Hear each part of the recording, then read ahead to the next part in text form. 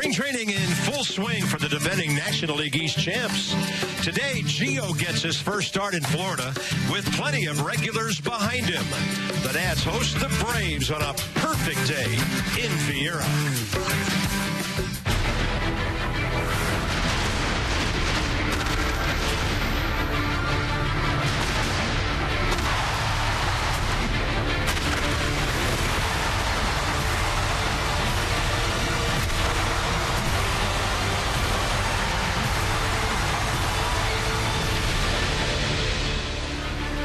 It's in the 80s on the Space Coast today, maybe the nicest day we've seen since we've been in Central Florida. The Nats about to play another spring training game. Our friends, the Atlanta Braves, have come east to play your Nationals today.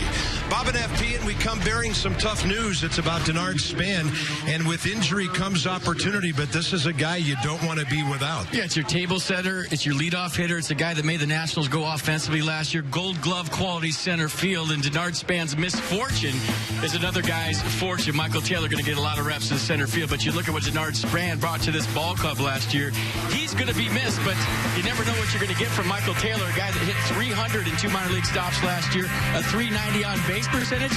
Matt Williams said today he's going to get the majority of the at-bats in center field. So you're looking at your new everyday center fielder for your Washington Nationals, Michael A. Taylor. All the talent and speed and some power you could want. Now here's Gio, 10-game winner last year.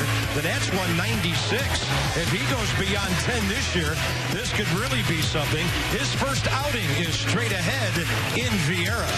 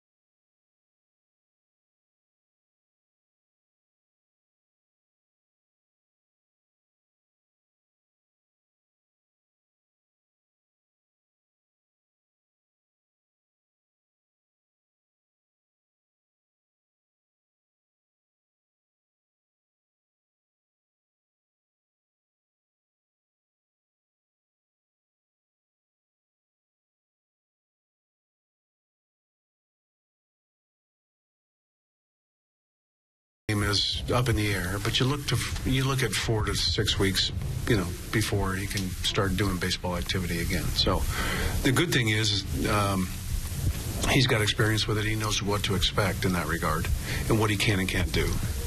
So we'll see. I mean, to put a time frame on it right now is probably premature. But the good thing is that he got it fixed, and he'll be back here later in the week and starting his rehab process. That's Matt Williams talking about Denard Span's surgery today to repair a right core muscle injury 4 to 6 weeks before he can resume baseball activities. And that's gum to the throat. Thank you. Who was that? Jordan Zimmerman. That's the big news of the day, obviously. Denard Span will not be with the Nationals when the regular season opens. And you can understand Denard being frustrated with that. He had a fantastic 2014 season and was eager to come into 2015, backing it up with another performance just like that and helping this Nationals team try and return to the postseason. exchanged text messages with Denard earlier today. He's still staying optimistic and positive. He said that this is all part of the plan. The surgery went well, and he's eager to get back with his ball club when he's healthy. Also talked to Michael Taylor earlier today. This injury now opens the door for Taylor, who saw some time with the Nationals last season, had a great year in the minors as well. He told me he's not going to approach things any differently now after Span's injury than he would have otherwise. He's gotten off to a very strong start offensively early on here in spring. Went 2 for 3 yesterday, including a long homer to left center on the first pitch of the ball game, gentlemen. Michael Taylor going to get a lot of playing time this spring and will likely open the regular season as the Nationals' starting center fielder. Well, he's not in the lineup today, but we'll see plenty of him in the days to come down here in Vieira. Nats getting ready to take the field in a moment. They're 3-1. The Braves are 1-4. Atlanta, a retooled, rebuilt ball club that won just 79 games last year. Nick Markakis comes from Baltimore. They lose some guys. They lose an Upton. They keep one. One changes his name. FP, you had a humorous story about what they did in their clubhouse with trying to get to know each other at the start of spring training. Well, Craig Kimbrell had them all with gray T-shirts and a little white patch on the T-shirt that said, "Hey, my name is," and everybody had to fill it out with a Sharpie. So a big turnover for the Braves, and I like it. They're rebuilding, and we get our first look at Gio Gonzalez as he takes the mound. Already joined with Las Diaz as he goes out to the mound, and I'm sure it was all in fun. Eric Young Jr., the center fielder. We know all about him. Christian Betancourt is one of their really good young players. 2 for 9 this spring. Former Nat Johnny Gomes in the lineup. Hey, how about the Braves? Bo Porter, Todd Coffey, Jesus Flores, Johnny Gomes, Yuri Perez, and Jin Ming Wong, who is scheduled to pitch today. All former Nationals, 6 of them, 5 players and 1 coach. So Gio 10-10, career. He's 80-58, and since coming to the Nats 91 starts ago, he has a Washington record of 42-26. Yeah, with a 3.25 ERA, his 42 wins the last 3 seasons are 5th most among Major League left-handed pitchers. So in 2014, the fastball averaged 92, the curveball 78. He threw his changeup, the highest percentage he has in his career, at 18%. In 2013, he threw it 10% of the time. Set the defense for the Nats today. Tyler Moore hitting a cool 750 so far in this camp with 1 home run. Tony Gwynn Jr. in center, Bryce Harper in right field, Desmond Rendon your left side, Espinosa Zimmerman your right side, and Wilson Ramos behind the plate. Hey, there's Bo back as the third base coach for the Braves. On Freddie Gonzalez staff, and a great baseball man. Kind of a strange 2 years for him in Houston, with the ball club going through a lot of changes down there. John Tumpane is the home plate umpire. Rotating around the bases, the umpires are versatile as well. Gary Cedarstrom, Laz Diaz, and Paul Nart. Braves hitting .248 this spring. Most of their regulars did not make the trip. 84 degrees. Not much of a breeze today from the east at 9. That means it's blowing out toward the right field fence. But maybe the nicest day we've seen here so far. Nicest day back home, too. It's in the mid-50s. It'll be nice all next week. They deserve it.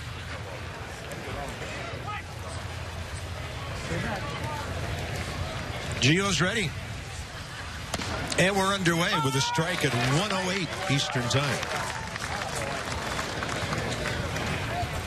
Eric Young Jr., 30 years of age. From the Rockies to the Mets a couple of years ago, and then the Mets again last year.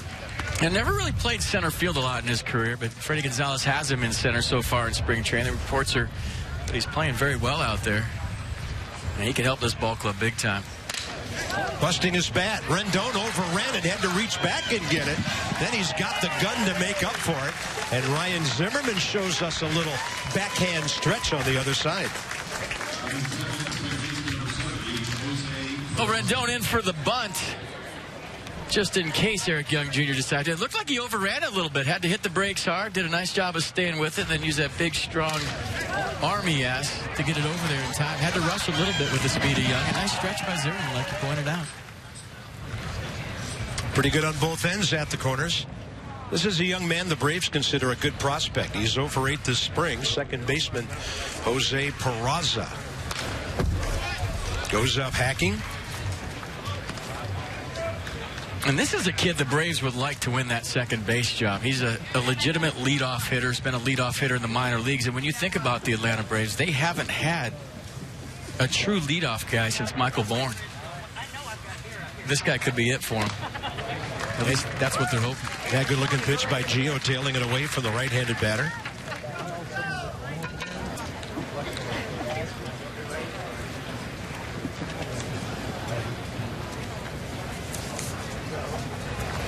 And on 0-2, he drops a hammer to the outside corner. Yeah, 3-pitch see you right here, and he goes backdoor curveball. That's all Peraza could do is take a look. This one starts way off the plate. Peraza gives up. Look at that late break. Good frame by Ramos to get the call. Nicely done. Yeah, you call it not only the big break, but the late break. Great-looking pitch. Alberto Callaspo at third base today. Here's Johnson, their incumbent. He did not make the trip.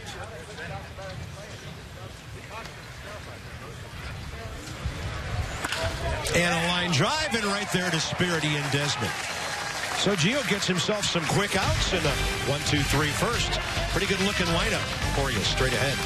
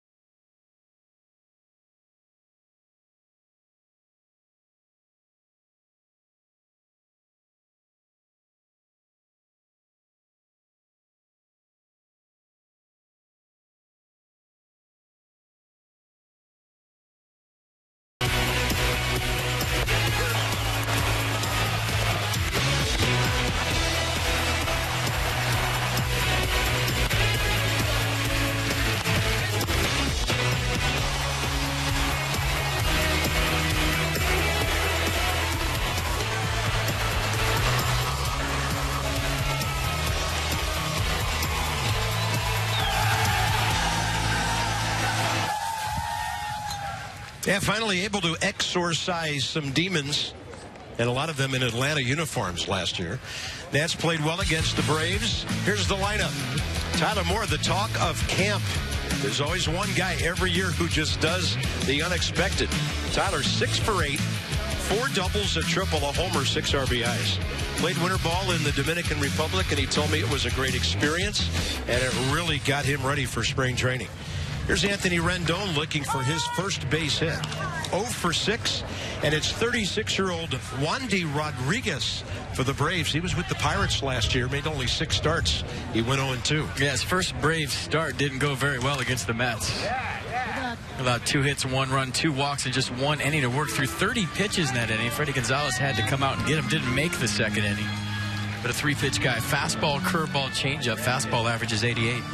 In his career, 91-game winner, 98-game loser, and a 4.06 career earned run average. Rendon on 0-2. That's a nasty hook. Wandy can do that to you. The big question, I guess, going into this year, his health, and with this kind of makeshift ball club behind him. Yeah, there's our old friend Johnny Gomes in left field. Now he's a Brave. Eric Young Jr. in center.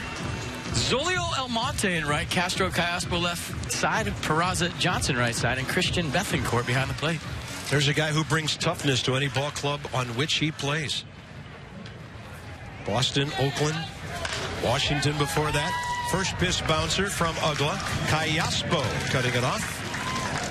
Got a couple of quick outs for Wandy as well. He'll face Ryan Zimmerman. I talked to Johnny today before the ball game, and he was saying how stacked the Nats are. But then he also talked about his world championship in Boston and how nobody picked them to win anything. And he was talking to a reporter about the Nationals just a couple days ago, and he said, hey, name the starting left fielder for the Giants in Game 7 of the World Series last year. Name the starting second baseman for the Giants in Game 7 of the World Series last year. His point was that names are great and talent is great, but in his experiences throughout the course of his career, that it's about going out there and getting it done. And he's right. Ryan Zimmerman, 2 for 5. He got those knocks his first time up and his second time up Saturday. Nats went over to Tampa yesterday, had a tight game with the Yankees, lost their first game of the spring, but Doug Fister was great through 2. So it's Gio today, Max Scherzer down in Jupiter tomorrow against the Marlins, and when we televise on Wednesday, right back here in 48 hours, we'll have Jordan Zimmerman starting. 1-2 pitch. Zimmerman in the air, left center. Breeze takes it out to Eric Young Jr. So Gio and Wandy, the name matchup of the day, both okay so far.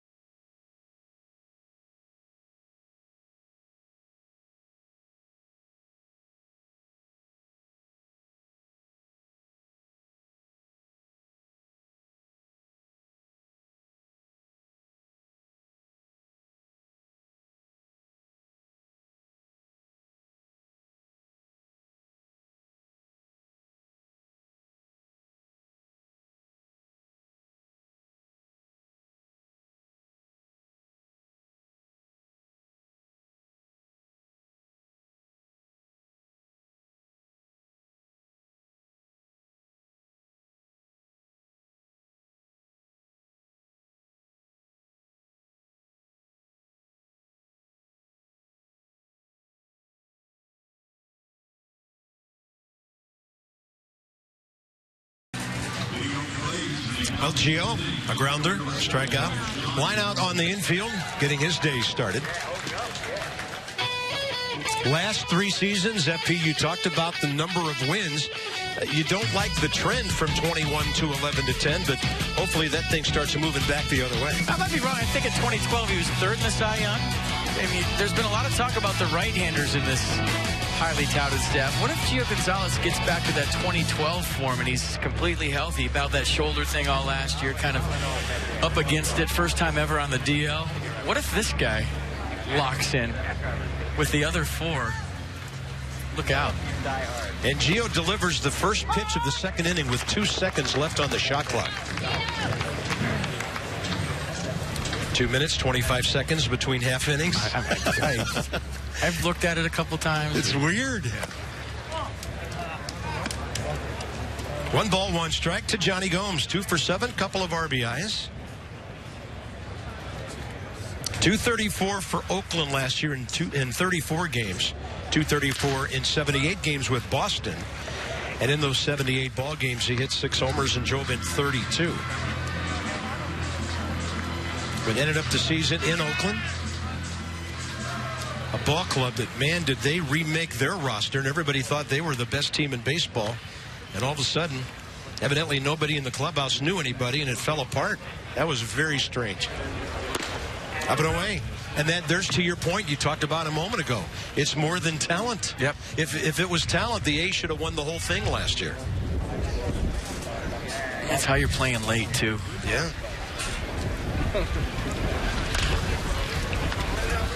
Desmond has to lay back on the high bouncer. 4 in a row for Gio Gonzalez. With Christian Bethancourt, their good-looking young catcher, coming up next.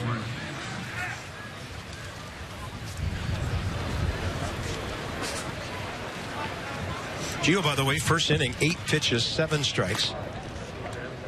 Bethancourt steps in, 24 years of age, from Panama City. He's been an organization guy for the Braves.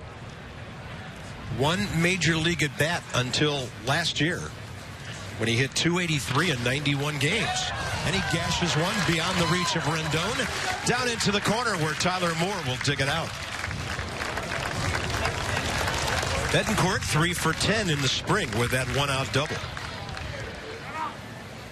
They're not waiting around for anything. Got a first pitch fastball up from Gio Gonzalez and turned the fan on him. Rendon playing pretty shallow for a catcher hit. He couldn't backhand that bullet off the bat of Bethancourt. Good effort. Nothing you can do. Ball hit very well.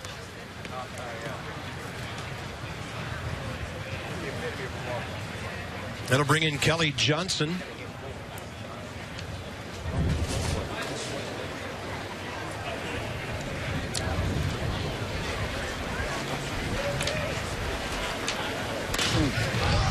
And that is right at the bag for Desmond. Might have broken the bat on that. Had a funny sound to it. 2 down. And yeah, there's 2 schools of thought to spring training at bats. A lot of guys like to go deep into count, see a lot of pitches, get their strike zone established. That's the hardest part for a hitter. You know, remembering balls and strikes, seeing the ball of the hand. I used to think if I went up there and swung at the first pitch and hit a double, so what in spring training? Unless I had to make a team, that I wasn't really getting a whole lot done right there. I know I can hit a fastball. It was always the off-speed pitches, seeing the rotation, making a decision between ball and strike, the ball of the pitcher's hand, the window it came out of, all these things. So a lot of hitters like to go up there and 3-2 every at-bat in spring training, not really care if you have the luxury of already being on a ball club. There's John Buck back in the National League.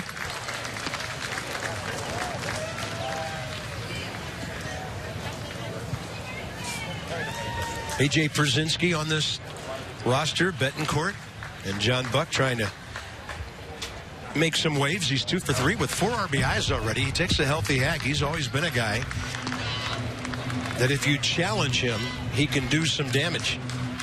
Always been a fast starter, too. You remember a couple years ago as the Mets catcher got out of the gate real fast. You're right. Yeah, we were talking some high 300s in April there. And taters, too.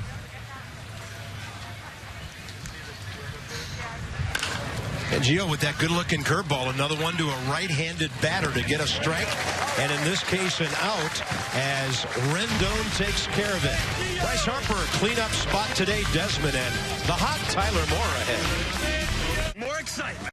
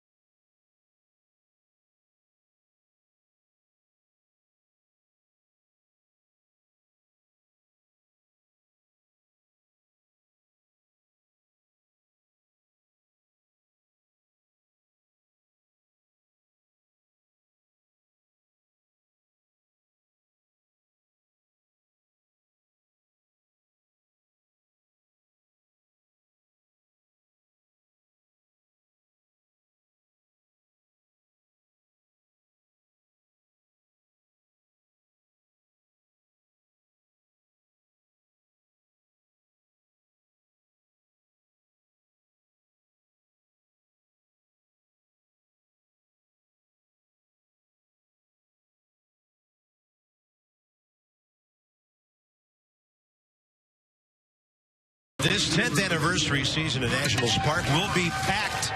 Fun giveaways, events, special occasions, and of course the seats as well. Promotions include 5 bobbleheads, each representing a magical moment in Nationals history. The Jason Worth Chia Pet and Anthony Rendon Garden Gnome. And events like 10-Year Tuesdays and Star Wars Day.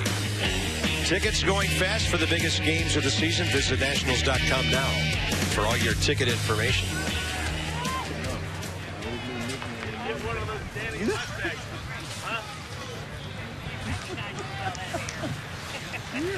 Harper, 1 for 4. And Bryce had that hit here the other day. It was his first time up when he faced a left-hander, Jaime Garcia, and lashed a base hit down the right field side. And we'll get our first TV look at Ian Desmond next. Wandy Rodriguez left one up high, and Bryce was trying to jump all over. And Wandy Rodriguez fighting for that last spot in the Braves rotation. Along with Eric Stoltz, prospect Mike Fulton-Avich, big right-hander they got in the Evan Gattis trade, throws 96, 97. Harper on a pitch up. That's a one-hopper to Daniel Castro, the shortstop. Did you tell me today there's a little concern about one of their frontline pitchers? Yeah, Mike Minor's got a bad shoulder. He's scratched from Sunday's start. So the Braves have 4 guys competing for maybe 2 jobs right now. I throw Manny Benuelos in there, left-hander. But Minor's seeing Dr. Andrews today. And that is never a good thing for any pitcher going to see Dr. Andrews. They've had some bad spring training luck with pitchers the last couple of years, haven't they? They have. Minor's playing it down like it's nothing, but anytime you go see that doctor, it makes you wonder. Ian Desmond drove in 91 last year. Led Major League shortstops in home runs with 25. Won his 3rd consecutive Silver Slugger. 26 doubles, 3 triples. Stole 24 bases. I mean, what did Ian Desmond not do last year? I just hit the cough button because I'm giggling. That's the first Desmond swing I've seen since last year. He almost came out of his uniform. Never cheated. Out to short. Castro behind that one as well. 2 down. Andrelton Simmons, of course, their incumbent there. Now, a moment we've been waiting for. Tyler Moore. Another big day in Tampa yesterday. And I didn't want to talk to Tyler too much about his hitting because you know how hitters are. If you ask them about it, they don't want to talk about it. No, I told him he stinks and to keep stinking. Yeah. So I went to Rick Shue. And Rick actually told me that he thinks Tyler's efficiency as a hitter started last September at the end of the season. And he took that into the winter, played in the Dominican, where he said it was a really great experience for several weeks. So intense about their baseball down there, everybody is. And he is having some kind of spring. And Rick said the big key is he's not jumping in anything. He's staying quiet, letting the ball get to him. And he is so strong, FP, he doesn't have to go flying out anywhere. He's got his feet more underneath him than last year, too. How many big leaguers go to winter ball to practice hitting? I mean, he wasn't getting the at-bats back and forth from AAA to the big leagues. You know, part-time guy, having trouble with the whole bench thing. So he says, guess what? I'm going to go to the Dominican and play some winter ball and hone my craft.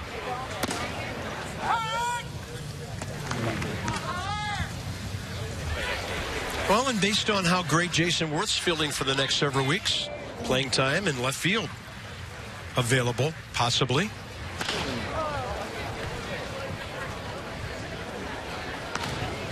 There's a lot of opportunity right now for a lot of different guys all of a sudden.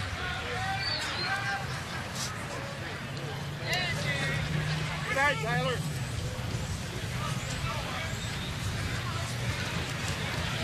Total of 4 homers, 14 RBIs last year.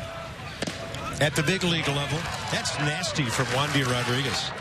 Left-handers, Gio and Wandy spinning some nasty hooks so far at Space Coast Stadium.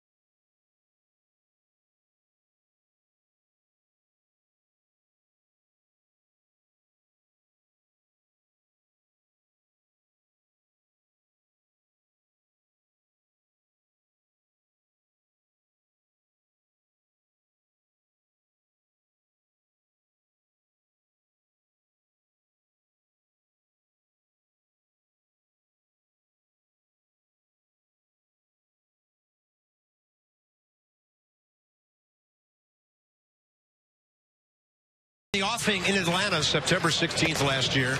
And Tanner Roark. Why not Tanner Roark on a night like that when he and Desmond really gave him the only run he needed? And he was just fantastic. That one handled right side. Cabrera to LaRoche. And the Washington Nationals with Drew Storen finishing up. We're National League East champs. What a night for Tanner Roark. And the reason we show that, here he is. 19 pitches, 15 strikes for Gio. He's done after 2. And Roark faces Zoyo Almonte, the young man from Santo Domingo that FP talked about earlier. Yeah, the numbers last year, 15-10 with a 2.85 ERA. Lefties 2.35 against, righties 2.42. Only guys would like to have Tanner in their rotation. They threw a curveball for a strike there. Ryan Zimmerman gobbles it up to the bag. One quick out. Well, we thought Gio might come out for his 3rd inning, having thrown only 19 pitches. But it's early in the spring, and he'll take a wonderful outing into the clubhouse today and be ready in a couple more days. And you wonder what the role of Tanner Roark is going to be with the 2015 Nationals. Yeah. And there's been talk about maybe some late innings for him. I think his stuff plays anytime, anywhere. But when you think about long relief, I don't know that that's going to be a job that's well used, I guess, around here with the staff they have. So you take a guy with an ERA like him in the season he had and maybe use him in the 7th inning or the 8th inning on occasion. Daniel Castro from Mexico was with single-A, double-A for the Braves and hit 277 in Mississippi last year. And he levels one off and hits it into right center. Braves have their 2nd base hit. Well, now that the sun and earth are on Eastern Daylight Time, our solar outage will take place an hour later today. The sun crosses the equator, traces an arc, placing it directly behind the broadcast satellite that we use to transmit today's game. The powerful solar radiation interferes with the microwave frequency used to communicate with the satellite, swamping the signal for a brief period. Yep. It'll be a brief outage. Be patient. No lives are in danger. And we're going to look for that to happen around 2:17 to 2:23 today. I was just thinking. We don't think anybody's in danger. We'll see. Just don't look right at the sun, kids.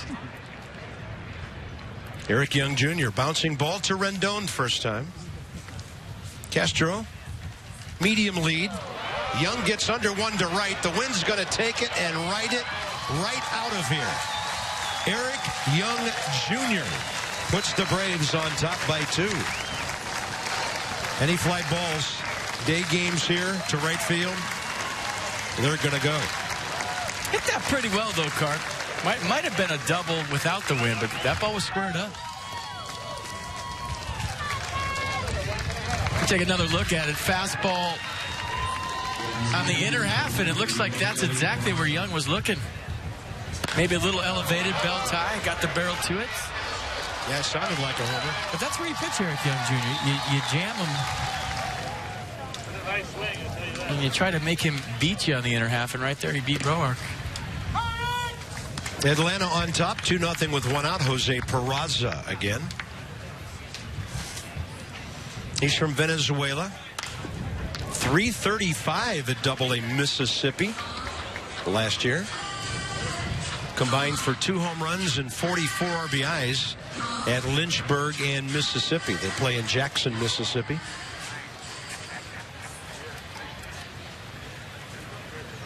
And he's 0 for 9 this spring.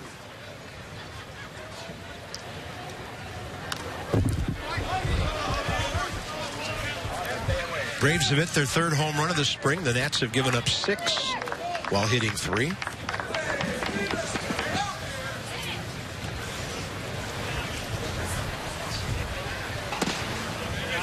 You know, watching the Mets play over the last couple of years, getting back to Eric Young Jr., I always thought that he should have played more. Agreed. When you fill out your lineup card and you have him at the top, it's a different ballgame. They were a different offensive team with him in the lineup. And there were so many times when we filled out that card and he wasn't in it, and you were wondering why he wasn't. Great run back fastball there by Tanner Roark. His first K, 2 outs here in the 3rd. It starts it off the plate away, brings it back. And that's Wilson Ramos doing a nice job. If you remember Peraza's first time up, Gio Gonzalez threw a backdoor curveball to him that he gave up on. They went backdoor fastball to him there, and he gave up on that one as well. Here's Callaspo. And he fouls one off to the left side.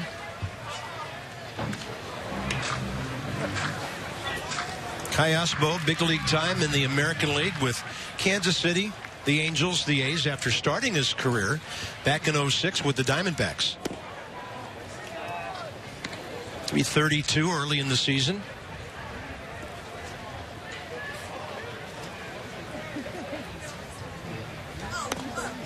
And Tanner trying to work under his hands there.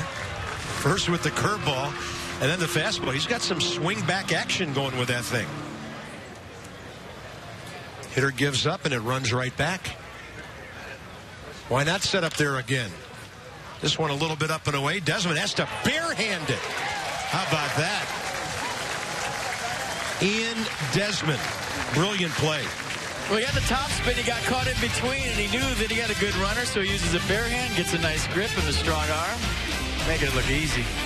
More excitement.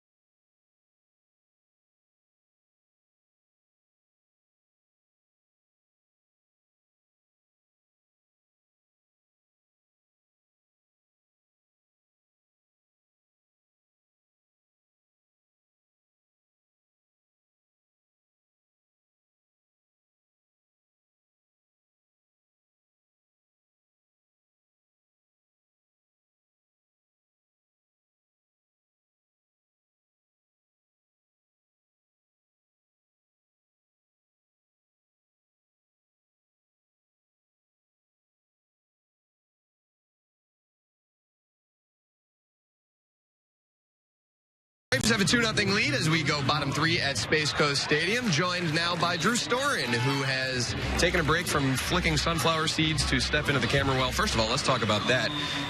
When I was out there doing my little bit before the game, you guys were having target practice. You're pretty good. When did the sunflower seed flicking skills get to this level? Yeah, that's something about being in the big leagues. You have plenty of time down there to work on it, work on my mechanics, start squaring up the seed a little bit better. And, you're a perfect target, 5 feet away. Don't want to do a tape delay bit, apparently. So, you set me up perfectly. Happy to help. For you, you come into spring training. We were just talking about it. You haven't appeared in a game yet. How do you kind of, personally, every pitcher goes about it differently in spring. How do you choose to get ready for the regular season when it comes to roll around? Yeah, it just takes a little bit of time. That's something over the years that you really concentrate on, and coming out, not trying to do too much too early. So you have to really respect the process, work towards that climax there at the end. And, that's for me, I'm just working my way towards it. And I'm going to get in a game Wednesday. And, like I said, it's about respecting the process. Really strong 2014 season for you. You enter spring with the closer's role as Wilson Ramos taps one up the middle. How do you view kind of your 2014 season overall, and did you have time to kind of reflect on the positives and carry some things into this year? Yeah, no doubt. I mean, it was a great year, and it's about being consistent throughout the year. It's easy to have a couple off days here and there throughout the year that really can hurt your stats, but anytime you can get consistent down the bullpen, that's big. And like I said, that's something coming into this year. I'm just trying to do the same thing and build off that. What, if anything, is different to you, feels different about this camp? You've been around for a few of them now. Matt's second one as the Nationals manager. Is there anything that feels a little different about this club or the way things are, guys are going about it? Yeah, it's one of those things you can just tell there's a little bit more experience. And, there are high expectations and a lot of excitement around, but, we're able to minimize it. We're really, we're here for the right reasons, and everybody's got this common goal, but at the same time, we're not getting ahead of ourselves. So I think that's probably the number one thing I've seen this year. As you have watched the other pitchers on this staff in bullpen sessions and live BPs, is there one of the younger guys that has kind of impressed you as you've watched them work? Honestly, I haven't seen that many. Every time I've, had live BP, it's against some of the veteran guys. But, obviously we have a bunch of tools down there and, a lot of big prospects in this camp. So it's a great opportunity for guys to come to these games and really show what they have. And, like I said, when you mix in with some veteran guys, they have no choice but to get better when they can learn from guys like that. You obviously very good friends with Tyler Clippard, who's now with the Athletics, and we were talking the other day about how you still keep up with him. I'm sure Nats fans would love to get an update on Clip and how he's doing with Oakland. What's the latest from that right-hander? Yeah, he looks weird in the green, but he's doing well. He likes the golf out there, but he was fired up to have a hardball coach first the other day. He was pretty excited to tell him to go Buckeyes, so he was pretty fired up about that. Drew, thanks for the time, and best of luck this spring and this regular season. Anytime, Dan. Yeah, Dan, you may want to think about pre-taping your pregame bit next time. Per Drew Storn's suggestion, live television, very dangerous near the Nats dugout, evidently. Danny Espinosa, chopper left side. Forward to get it, Callaspo. Guy's always been a very good defensive infielder. And the Nats have gone 8 up, 8 down. We'll see if Tony Gwynn Jr. can get that first Washington base hit. Yeah, those that don't know, Jim Harbaugh was coaching first for the Oakland Athletics the other day. Michigan guy, yeah. So... Wolverines head coach, former 49ers head coach. I had no idea Tyler Clippard had anything to do with Ohio State. And Harbaugh's he's from Florida. Come on. He's a big A's fan, always has been. Well, that's a guy that a lot of folks will be checking box scores throughout the season. Beloved former Nat Tyler Clippard. Full disclosure, there's been a lot of Nats that have left. And as a former player, you sit here and you're used to it. That's part of the gig. You're used to guys getting traded, guys getting released. That's the first guy that has left the Nats. That one got me. That was tough. Yeah.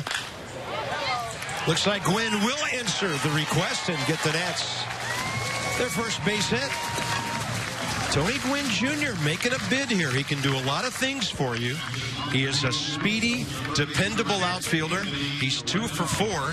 And this is a left-handed bat to think about off the bench. And another guy like Eric Young Jr. that I've watched from afar over the years and wondered why he hasn't played more. He has a very simple approach. Getting his foot down early, lets the ball travel, doesn't try to do too much, obviously knows how to play the game, and could definitely help this ball club. That was a pretty swing, and there goes the no-hitter.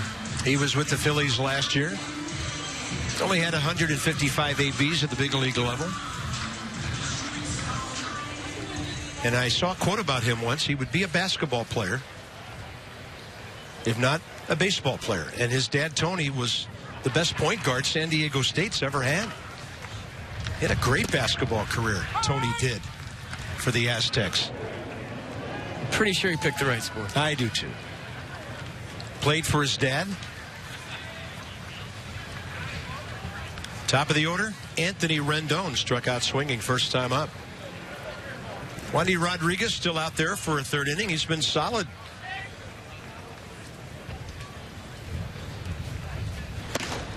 And the fastball rides up and away. 1 ball, 1 strike.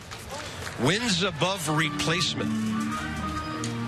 Guys who make a difference, FP, is the bottom line, really, of what this stat is all about. And Anthony, an unbelievable company right there. Yeah, that stat was developed to sum up a player's contributions to their team, the total contributions. It's claimed to be the number of additional wins that their team would get above the number of expected wins if that player was substituted by a replacement level player. Yeah. So for those of you that don't know, Anthony Rendon right up there with the best players in baseball, and he is. A lot of hitting room right side as they hold Gwynn. 1-1 pitch. Up the middle, slowed down by the pitcher. This will be close. Rendon beats it out, and he has his first spring training hit.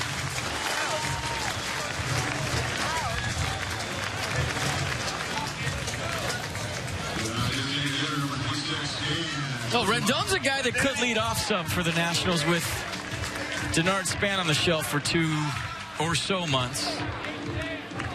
And he said 4 to 6 weeks for Denard before he begins baseball activity. It's going to take a while for him to get back to full strength. And Anthony Rendon, when you think of all of his talents, I think the one you think least about is his speed. He's sneaky fast. He can run, so you may see him leading off.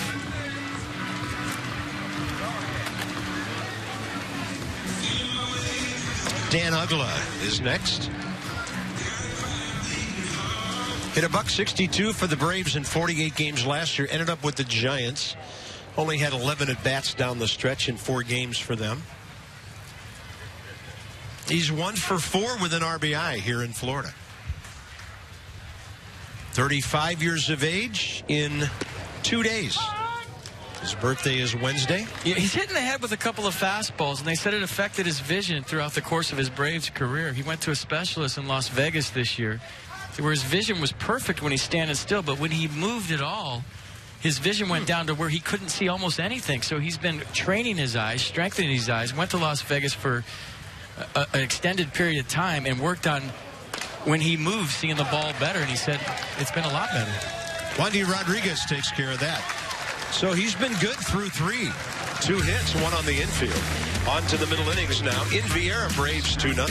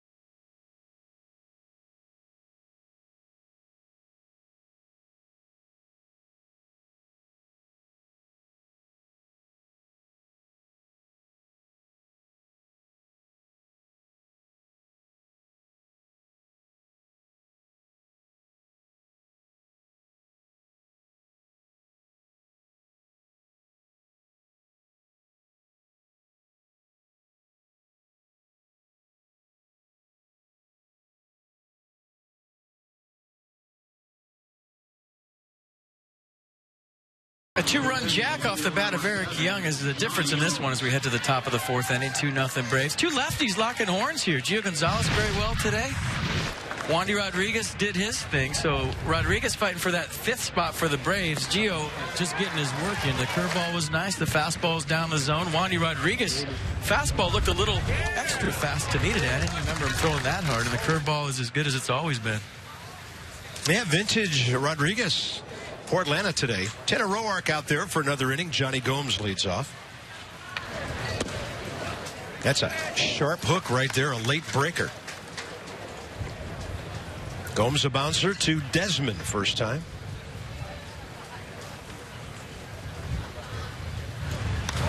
And he comes inside and gets a foul ball. Did you see what the clock was when they threw it down a second with Roark out there? Still have 2 minutes left on it. Yeah, I forgot to look. I did too. Haven't trained my eyes yet. I got to talk to Dan Uggla about that. Training our eyes to do certain things to make us better. Yeah, I remember when Uggla had all kind of problems. Remember Freddie Freeman? All kind of problems with his glasses a couple of years ago, and he straightened that out. And Tanner Roark buzzing Johnny Gomes with a heater right there, his second strikeout. I think Johnny liked the call. Let's check out the run-back fastball from Tanner Roark. Looked pretty good to me, right down the middle, gave up on it, came back. Yeah, but even with his batting gloves when it came in for a strike. And here's BETHANCOURT, who got that double down the left field line first time up.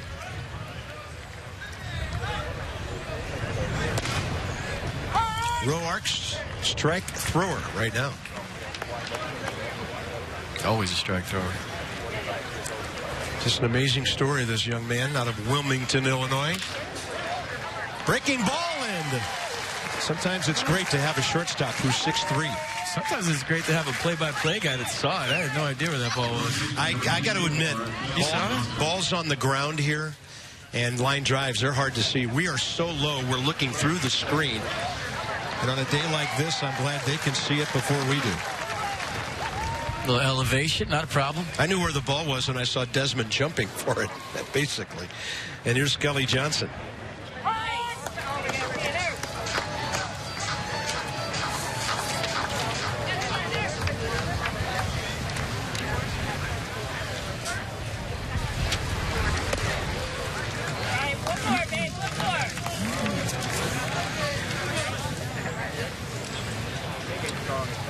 Left-handed hitting first baseman, 1 for 9 in spring training, and look out upstairs on 0-2.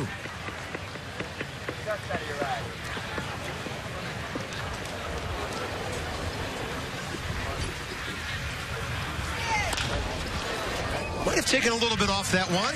Had the hitter out ahead. Ryan Zimmerman takes care of business. So after the home run, Roark retires the next 5 Braves.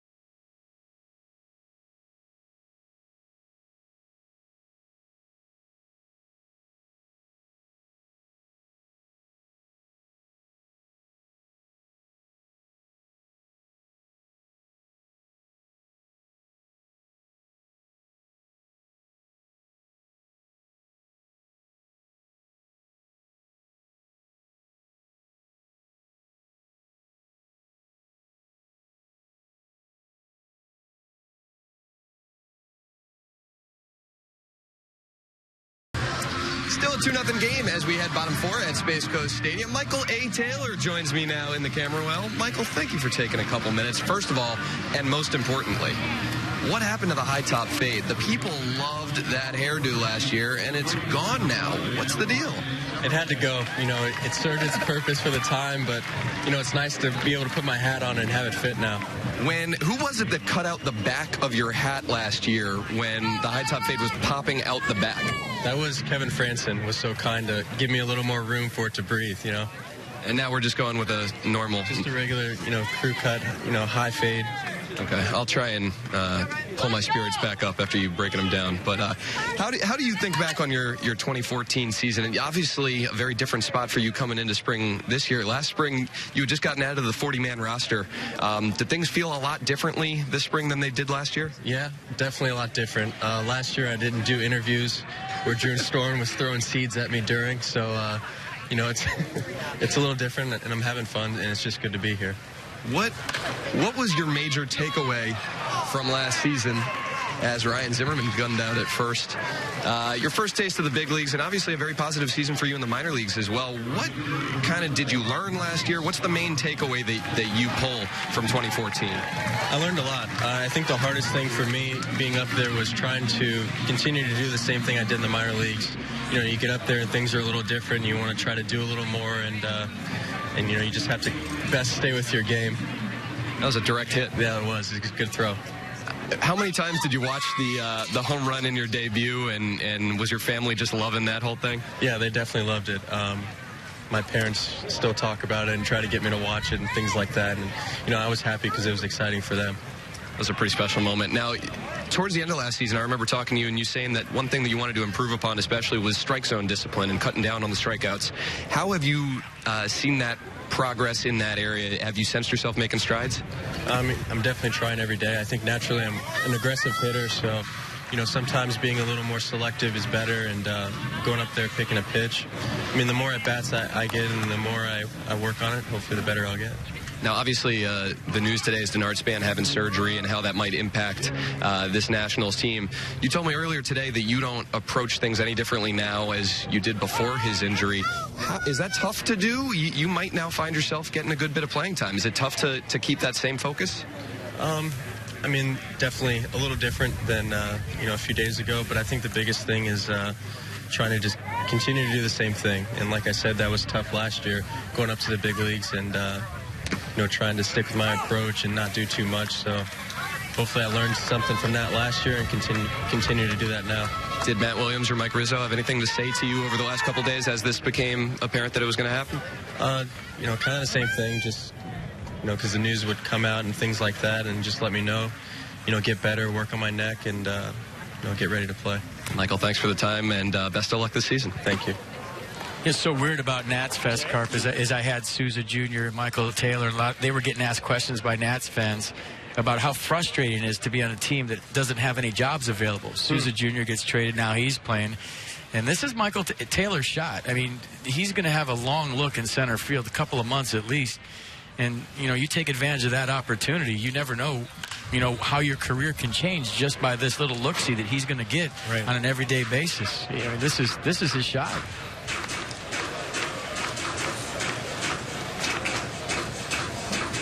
That's why you never know in this game. You think you're stuck in AAA, you know you're good enough to play at the highest level, and then boom, boom, you traded, guy gets hurt, here you go. Bryce Harper's second at bat, grounded to short first time, and with one out, a 3-2 pitch. He'll take it close. Chien-Ming Wang, the former Nat, with that good sinking fastball of his, and he walks him with one out. And Ian Desmond has looked sharp at short today. A little bare hand action right here. I think he's just showing off, maybe even practicing a little bit. Toughest part about that play is getting the grip once you do barehand it. And the leap and line drive play. So here's Desmond. He pulled it to short first time. Chien-Ming Wang hasn't pitched in the big league since 2013. That was with Toronto the year after he was with the Nats for the better part of 2 years. Hurt himself down here in spring training covering first base. Tripped and fell. The Braves picked him up as a free agent, signed him on November 10th. He's 34 years of age now. And a career record of 62 and 34. 19, 2 years in a row with the Yankees, 06-07.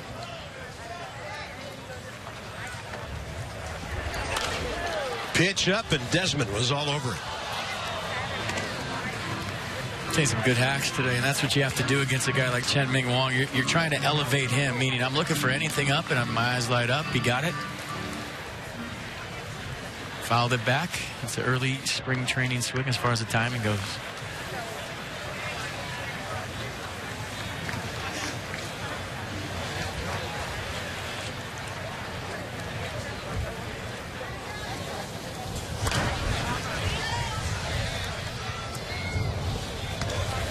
Those are a couple of hangers in a couple of months or a month or so that he doesn't miss. Could have gone a long way. That's what he's thinking to himself. Give me that pitch April 15th.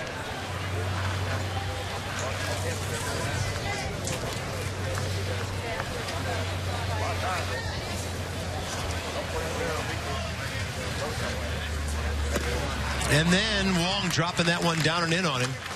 That's when he's at his best, when he's got that ball moving around low in the zone. 2 down.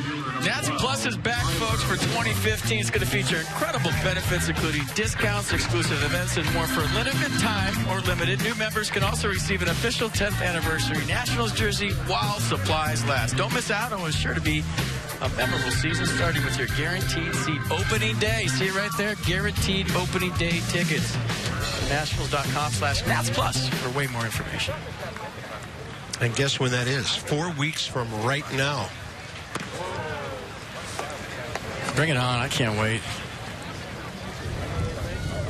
We'll be just getting things going at 2 o'clock that day. Top of the hour here, Space Coast Stadium in Viera. Braves on a 2-run homer by Eric Young Jr. back in the 3rd inning, a 2-0 lead. Bob and FP and Dan's down at the dugout visiting with some of his favorite target shooters. And that's a curveball that drops in from Chin Ming Wong. I don't mean to correct you, partner, but Dan's walking around the stands right now talking to people. Is he? Yeah, he just... Okay. Just walked by over there. All over. He'll be right behind us in a couple seconds. Okay. The new face of Masson. Just ask him. He's just shaking hands, kissing babies. That's a one hopper to the right side for Jose Peraza. Coco seeking shelter in the booth now as we go top 5. Braves 2, Nationals nothing. I stood outside.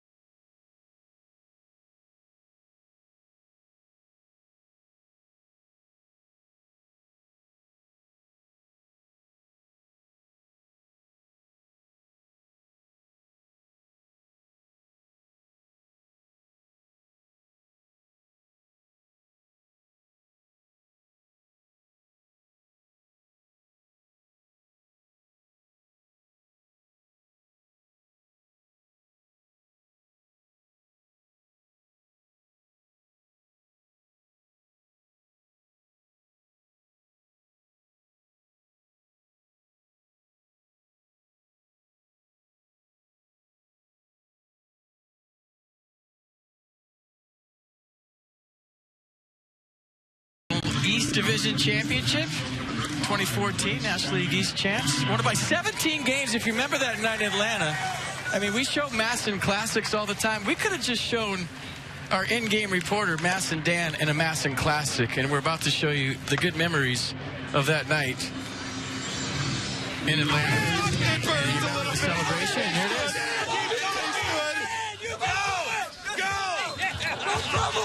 Do not stop! Do not stop! Take composure! That went down the wrong pipe. There is no wrong pipe! There is no wrong pipe. There's been T-shirts made of that. There's signs in the stands. I mean, that is a Masson Classic. What a legacy. Yes. Top of the 5th inning. Happy birthday, Craig Stammen, 31 years of age today. Craig Stammen is 31. John Buck, the Atlanta DH, leads off against him.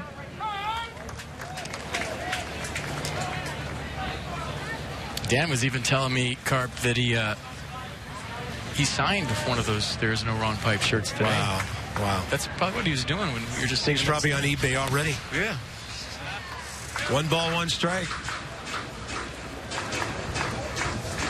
Craig Stammen, 49 games, 3.84 ERA for the Nats last year. 56 strikeouts in 73 innings. He only walked 14 guys all year. So what's your take on the 8th inning thing? Are there several candidates trying to, or do you need to designate one guy as an 8th inning guy with this kind of talent? I think it's going to be Jansen. Okay. And then maybe on occasion you go matchups if you're Matt Williams. Say you got 3 big lefties coming up. You mix in, a Thornton or somebody like that. Right. So while Jansen would probably be the main guy, I wouldn't be surprised if on a given night Matt Williams uses 2 guys in the 8th inning. Maybe Craig Stammen, Aaron Barrett. And then you bring in a lefty like Thornton to face another lefty. Yeah, because Clippard, Tyler was so effective most of the time against left-handers with that devastating changeup of his. It'll be interesting because I would think that nobody else from the right side of the bullpen is as good against lefties as Clippard was. So there should be some mixing and matching. There will be. He could definitely be a late inning guy. Why not? Just based on makeup alone, throw how good the stuff is out the window. Yeah. Just his mentality, his makeup. Why not? I guess we could say Tanner warming up to come out of the game. Got his 2 innings in, couple of hits. The home run. Didn't walk anybody, struck out 2. He's getting a few more throws in there. Matty LeCroy down there. The boss of the bullpen. Here's a 1-1 to Almonte. That's a breaking ball. This young man was in the Yankee organization last year. He's from Santo Domingo. 25 years of age. Hit 139 in 13 games with the Yankees, but 261 with 18 home runs at their AAA Scranton Wilkes-Barre. 1-2 pitch from Stammen. Now, don't forget Blake Tryon throws 98. I mean, there's a lot of options for Matt Williams. And we're scheduled to see Blake Wednesday after Jordan Zimmerman starts. Matt Thornton, Drew Storen also scheduled to throw in our next televised game Wednesday afternoon. Breaking ball down and in. And the home plate umpire, John Tumpane, asking for help. Looked like they said it hit the bat and then hit the ground. Well, I like that he asked for help right there. That's great umpiring by John Tumpane. He couldn't see it, so he walked down, and I'm not sure. I think it's Paul Nauert at third base. He asked for help. Ooh, and I don't think that ball did hit the ground. It may have, but hard to tell from the third base side. Things happen so fast. We'll fire up the Exmo for those during the regular season. I just like getting it right. That's good. That's good teamwork by those guys. 3-2 now to Almonte. And that is beyond the reach of Ryan Zimmerman. It'll hit the short corner. Bryce Harper is going to throw in behind the runner, and he made it close at first base. I think we're okay. We're all okay with Bryce doing that, FP, as long as the runner's moving back to first. You don't want to give him second base. I just like him in right field. You know, generally speaking, you put the big arm in right field traditionally throughout Major League Baseball, and you see Zim going to the bag. That's the big thing right there. Ryan Zimmerman thinking, hey, I'm going to be there for you, and he might have been out. That was close. Did he get him on the left hand before his right hand got in there? A pretty good throw by Bryce Harper. Don't put your head down when you're turning first if you're playing the Nationals this year. You know, but as much as anything about the playoff series against the Giants, everybody talked about Bryce's bat. I loved his defense in that series, too. I think he got back. That would have been an interesting one for New York. Yeah. High bouncer, unreachable for Rendon. Daniel Castro with the base hit. I will officially set the over-under on Bryce Harper throwing out guys at first this year at 3. Okay, that's a high number. Probably pitchers. And the key to that is whistling to your first baseman saying, hey, get to the bag on a one-hopper. I'm going to let it rip, and your catcher backing up, too. So that'll be an interesting dynamic to see with a pitcher up or maybe a right-handed hitter without a lot of pop if Bryce throws guys out at first this year. Yeah, and, of course, he'll be playing shallow to begin with. Here's Eric Young Jr., who homered last time against Tanner Roark.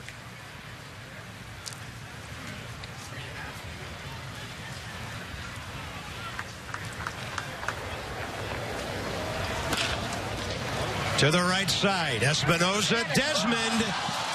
The runner's out. Ian dropped it on the exchange. He knew with Young running he had to be really quick.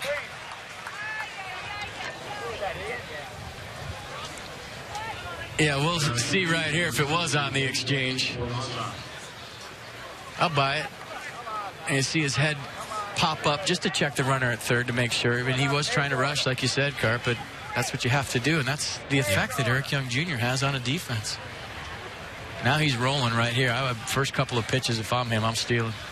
Jose Peraza has struck out twice.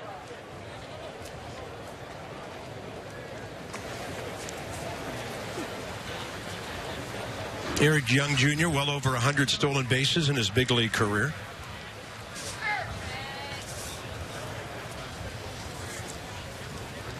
He swiped 30 for the Mets last year. So I've got him with a career total of 138. And how good did Randy Knorr, the job he did of holding runners last year? He controls the defense, the throwovers, the pitch outs. Yeah. And the Nats had one of the highest percentages thrown out runners in all of baseball last year. And it was because of Randy Knorr's knowledge of the running game as a former catcher and trying to keep runners close. And you know what he used to say to me, Carpenter? I thought very interesting. It wasn't always, as you could look at Randy Knorr, trying to pick guys off or even seeing if they were going. It was just hoping that they could buy one more pitch and the pitcher, where the hitter would actually put the ball in play. So when you see the Nats throwing over, it's not always to keep the guy close, pick him off, or see if it's going. I mean, that's nice if those things happen. It's just buying yourself another pitch that maybe this guy puts the ball in play and he doesn't have an opportunity to steal. And now Stammen, after going low and away, buries one inside to the right-hander Peraza and goes no balls, 2 strikes.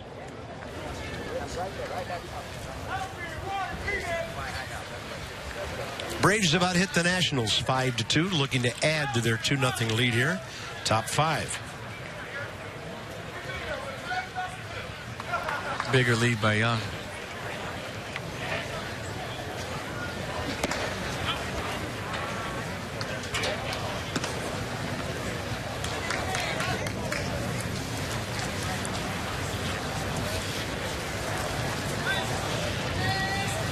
Also opportunity for a defense to work on their first and third Ds. With 2 outs, you know, the catcher will come out, put a sign on, throw through. Maybe you have a cutoff and you relay it back to the plate. All kinds of things could happen right now. Spring training, you work on your defense as you work on things.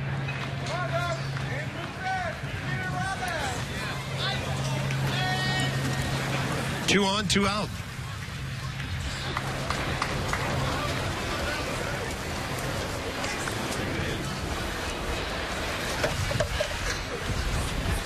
Ramos on the outer half, and that's a ball he has to reach for.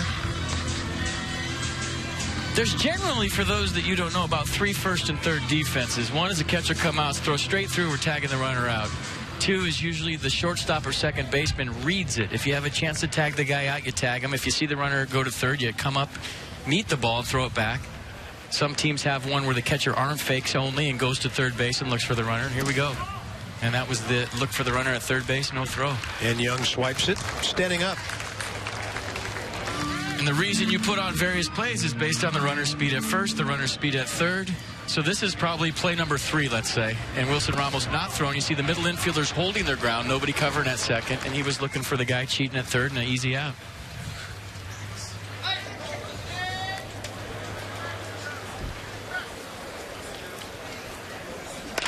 And a good breaking ball by Stammen. Had the hitter reaching, takes care of that.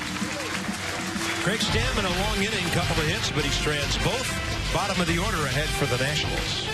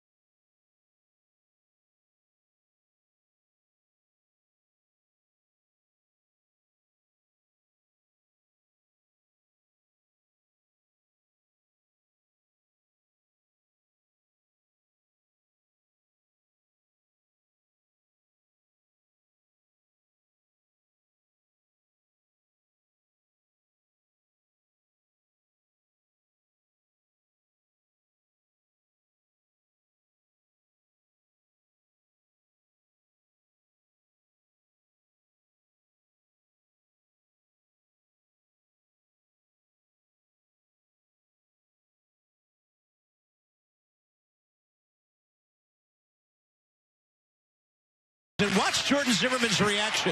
Oh, there goes the no-hitter. I don't think so. Thanks to Steven Souza, Jr.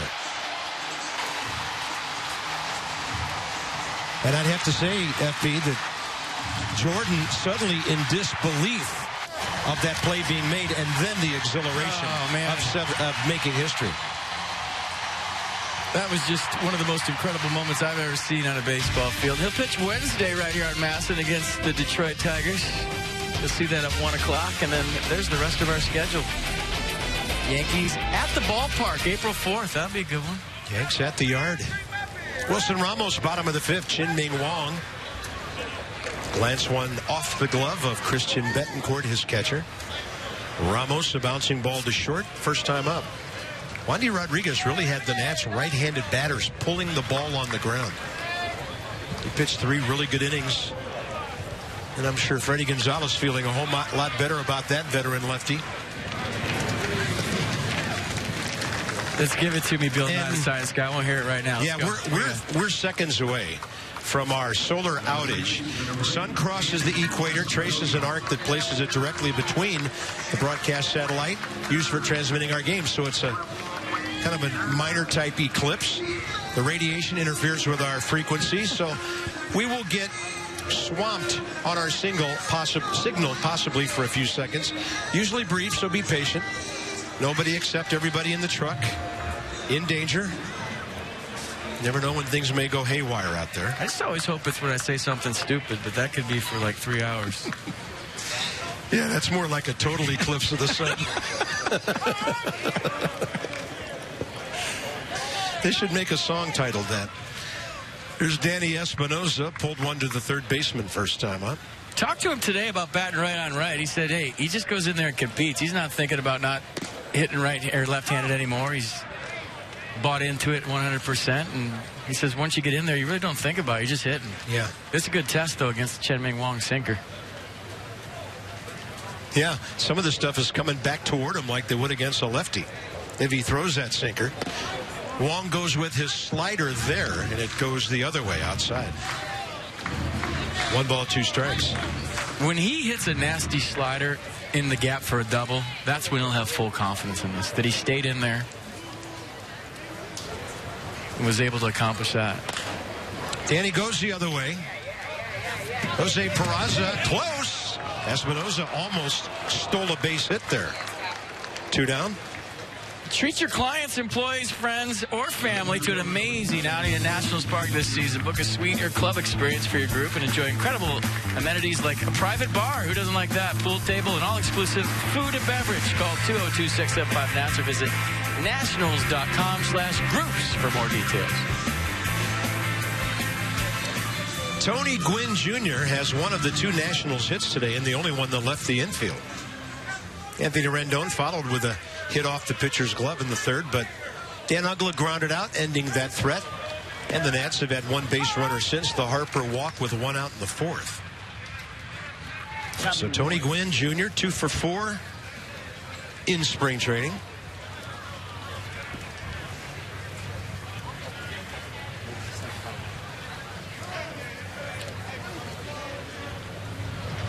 Career .244 hitter. Parts of 7 big league seasons with Milwaukee, San Diego, the Dodgers, and the Phillies. But that's not the number that matters.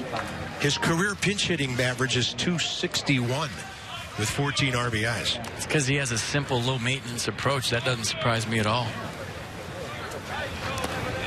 Oh, you about committed, and then the umpire said he did. I thought he held.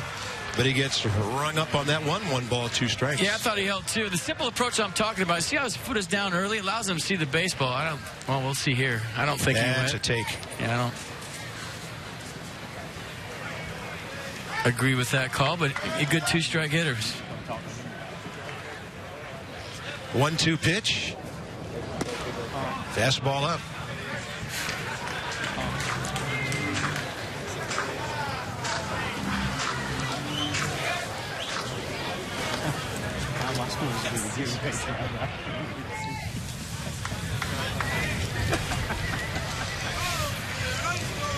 Two. Good look at a breaking ball. A lot of guys would have committed to that. Tony picked up the rotation, took it 3-2. This is where Chien-Ming Wang usually goes with that front hip sinker. He'll start it right out lefty and try to bring it back for a called third looking, especially after a slider. That abbreviated stop at the top of his delivery. And Gwynn will stay alive.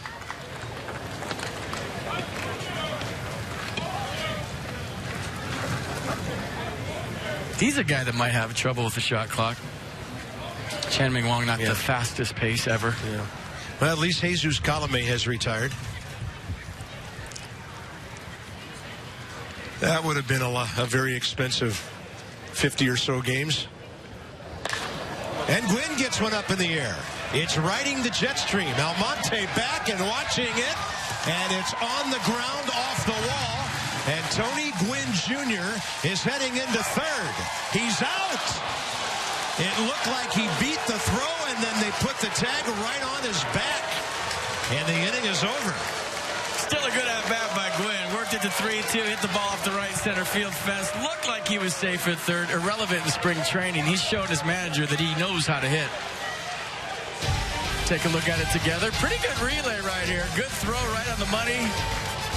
Can't tell. More excitement.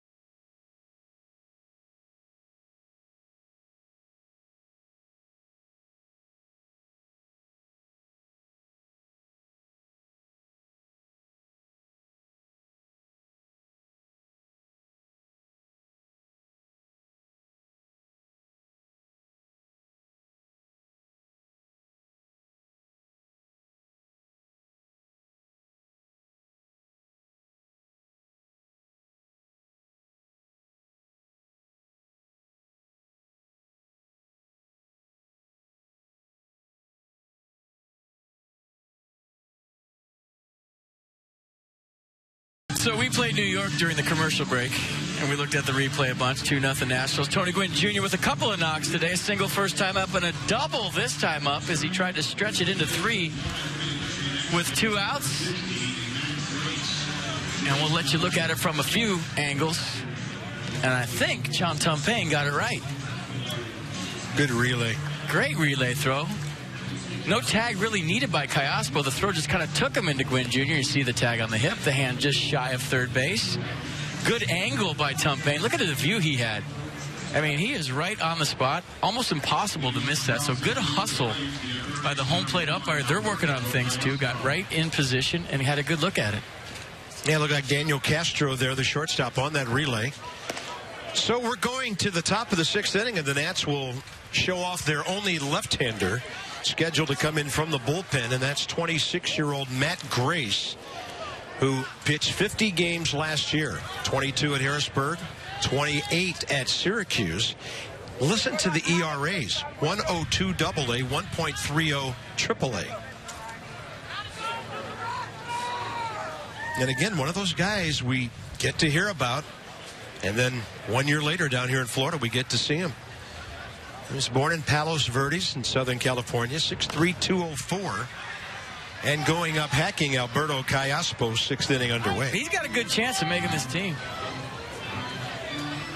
Anytime you have a lefty with those kind of numbers, you get left-handers out. With the 1 ERA at quadruple A, you're going to be rich. 77 innings in those 50 appearances. So, FP, there were times he pitched more than 1 inning. Anthony Rendon! Zimmerman on the scoop. Take him north from the corners of the infield. Well, if you're not ready to watch 9 innings of baseball as a fan yet, and you're in spring training, this is the only play you need to see today. Watch the effort by Anthony Rendon, laying out right here. Getting to his feet quick. Little double pump. That's why he threw it in the dirt. And Ryan Zimmerman on the back end with a backhand pick.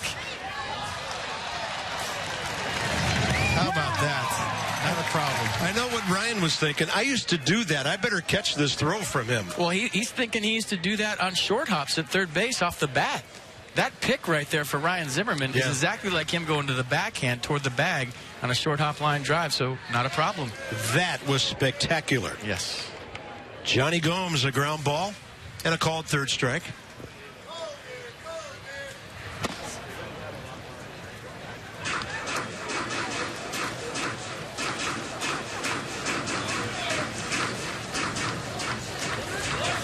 Some good baseball going on. Good relay. If you get Tony Gwynn Jr., then that play. Defense is pretty. Yeah. 3-0 now, with Grace facing a right-handed hitter.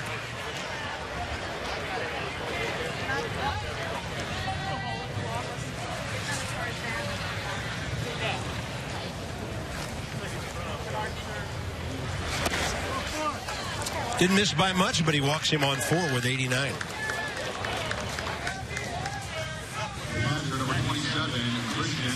That'll bring in Christian Bethancourt, the catcher.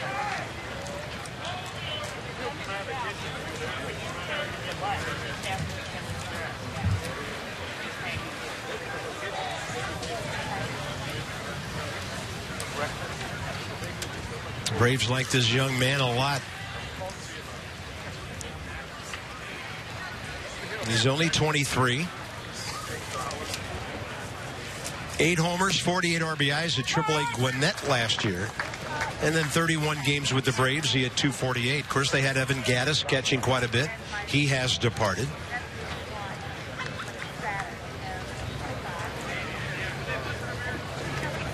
Everything you're looking for in a young catcher, though. Big, strong, 6'2", 205. Pop. That ball just rifling its way through the infield. 2 on, 1 out. I remember the Nats really didn't have a left-hander in that bullpen for a while before, Mike went out and signed Jerry Blevins for last year, 2013, after the absence of Sean Burnett. Now they have lefties growing on trees. Cedeno, Grace, Blevins, Thornton. What a pickup that was.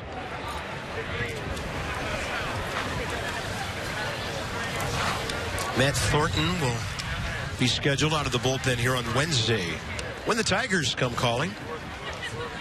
Interesting tomorrow, Max Scherzer down in Jupiter against the Marlins will be facing Dan Herron.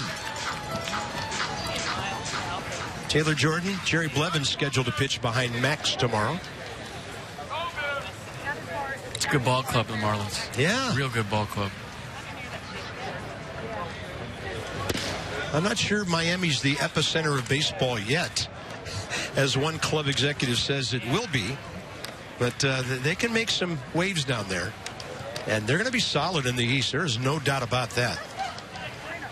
Has the division been turned upside down here in the last few years? Because now everybody's talking about the Nats, the Marlins, and the Mets. No, Matt Williams Ball Club won the division by 17 games last year, so there's a lot of ground to make up for the other ball clubs. But I believe the Marlins are set to win right now. The Mets have an amazing staff, especially with Harvey back. That's 3 power guys you're going to have to face in a row with them. And I just want to see Giancarlo Stanton and Michael Morse hit in the same group when we play the Marlins. That's all I care about. I want to see their batting practice, and they're 2 guys that'll make that ballpark look small, regardless of where the fences are. Yeah. And Phillies got bad news about Cliff Lee coming off a 73-win season. 3-1 pitch. That ball hit out to center. Hit well. Gwynn there. Runner back to tag. Over to third. Gomes. Johnny Gomes picking up 90 feet with 2 outs. And it'll be a bit of a test for the young left-hander here facing big, strong John Buck.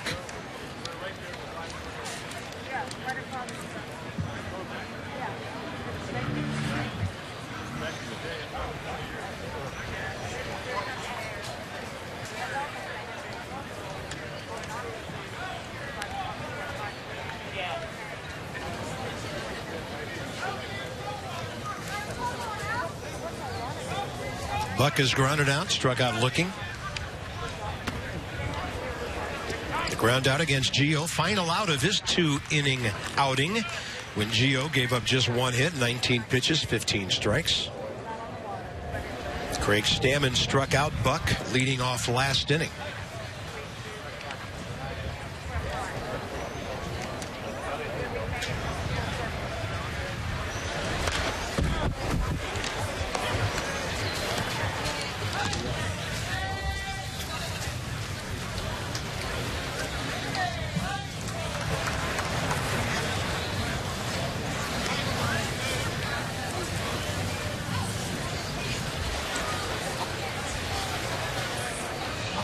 Nothing Braves. They've out hit the Nats 6-3.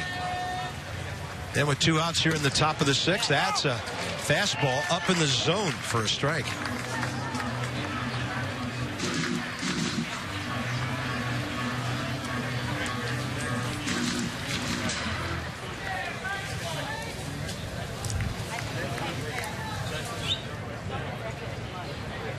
Desmond in a pull position at short. And a swing and a miss. Gray's able to take care of the right-hander, but the story of that half inning, FB, the first play of the half inning, Rendon. Laying out right there. He is getting up quickly. A little double pump and a great pick by Ryan Zimmerman at first. The picking part will never be a problem for number 11. I'll assure you that. When you set out to find new roads,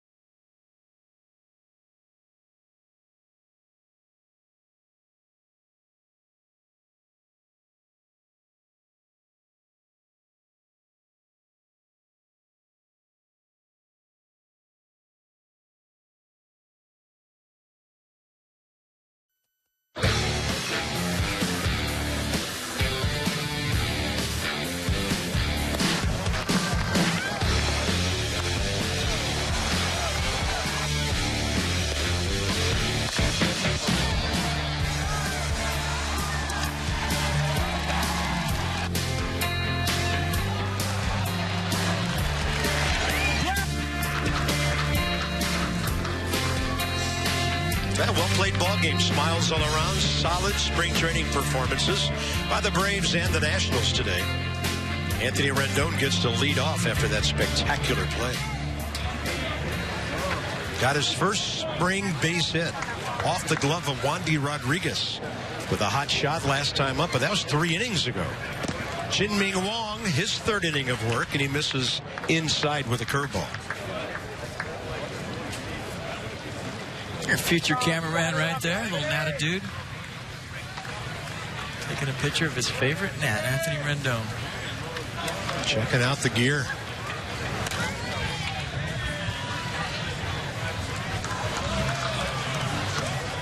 He's thinking, wait, see me take a picture on your phone? What is this thing you have in your hand? Dad, what's a camera? What is that? Wait. Let me try one more time. Because, Dad, you have no clue. I know what I'm doing. Yeah, put your finger in the lens. That'll clear everything up. Smear it up nice. Hanging breaking ball. You hang it, he'll bang it. And Anthony Rendon's 2 for 3.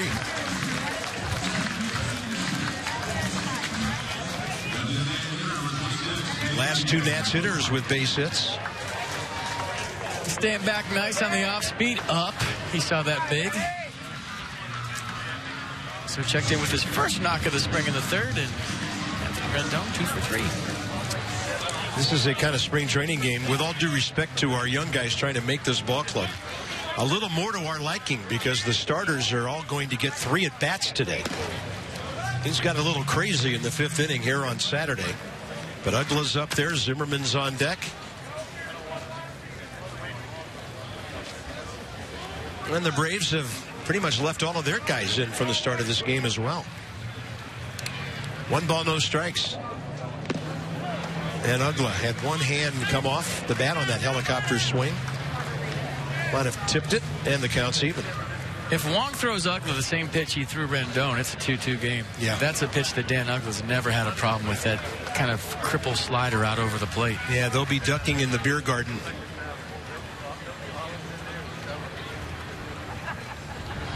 That hit him. Off-speed pitch. It got the sleeve of Uggla. 2 on, nobody out. Wear it. Nicely done.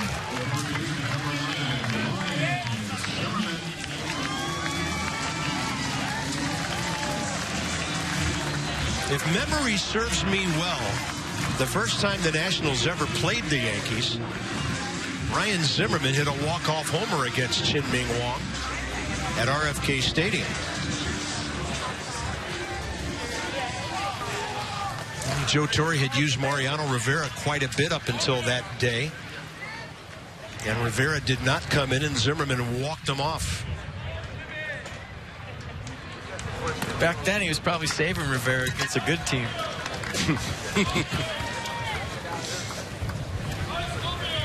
And I think the bad team won 2 out of 3 that weekend. Nice. We're going back to Yankee Stadium for the first time in 6 years this year. Nats were there in 09 and won 2 out of 3 back then.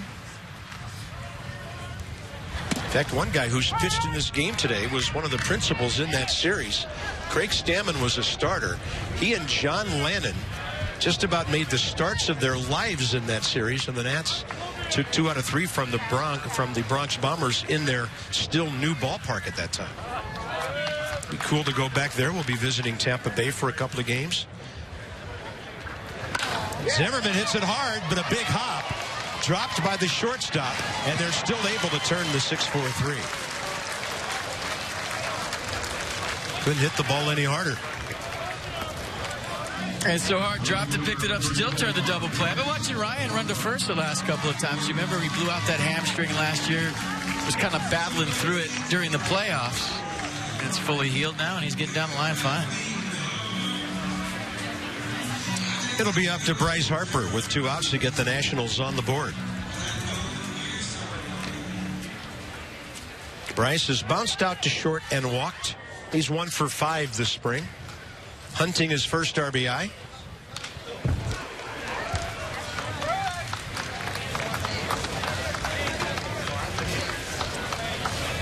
And there is 2 feet way out of the batter's box, but he did swing at the pitch, so he's allowed to do that. He could do that without getting a ticket. You know, there's another reason I don't like that carp. I didn't point it out the other day. If you got a guy like Tanner Roark or Doug Fister working fast, sometimes a hitter, you like to break up their rhythm. Sure. Harper jacks one to right. It's hanging up, though, and it'll be caught by Almonte. The Nats get a leadoff hit and a hit batter. The double play takes care of that. This one between the Braves and the Nats into the 7th inning.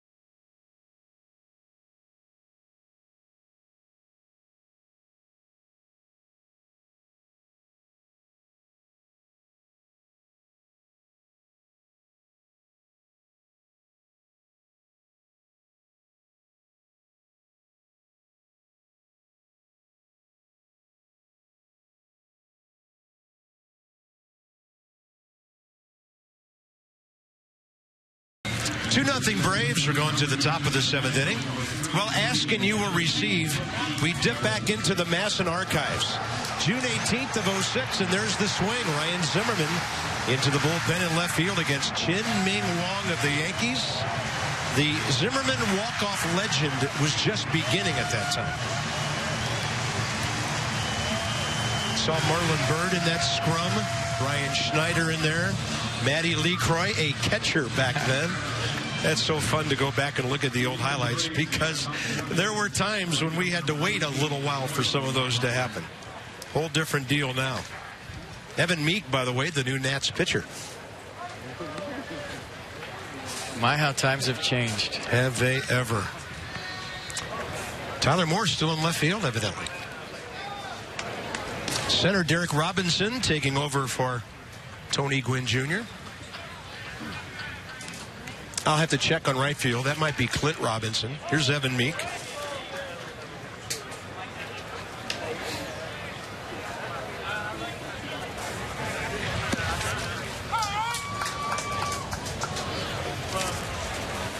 Ian Stewart at third base for Anthony Rendon. First base, that's Matt Skoll. Looks like Desmond and Espinoza still in there up the middle. And there's a new catcher as well. A former Philly. There you see him, Stephen LaRue.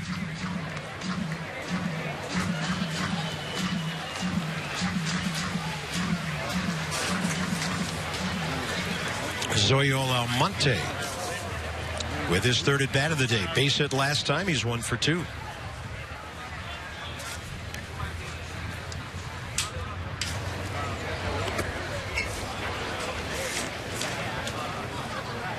Evan Meek is from Bellevue, Washington. Lives in Texas now. And at the age of 31, trying to make the ball club, he was with the Orioles for 23 games out of their bullpen last year. And 4 pitches, fastball, who cut the fastball, curveball, and a split that he started throwing last year.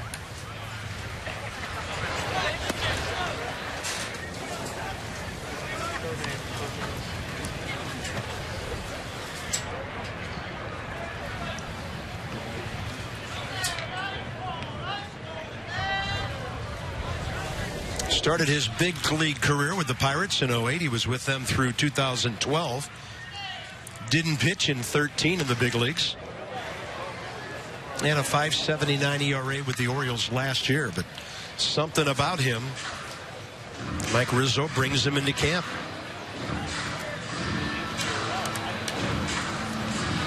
Nats' 5th pitcher of the day following Gio, Roark, Stammen, and Matt Grace.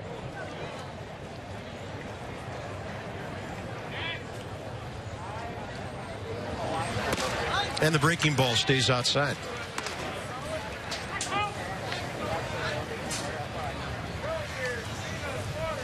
Most games Evan has pitched in 2010. 70 games with the Pirates and a 2.14 ERA. Went to the All-Star game that year. To short. Desmond right there tracking it. Joined the Nats in Boston. Back there for the first time since 2012. Home opening series on the road. It's a Nationals Destinations travel package, including game tickets, hotel accommodations, a VIP ballpark tour. Visit nationals.com/destinations and details to book your trip today.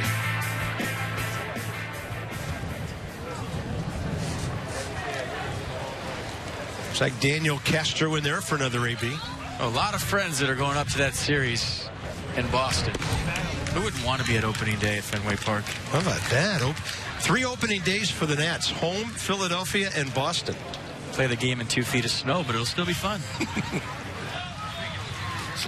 Dave Jagler told me that when they shoveled the sidewalks up in Boston, he lives in the Providence area. He said when they shoveled off the sidewalks, they shoveled them wide enough for one person to walk through.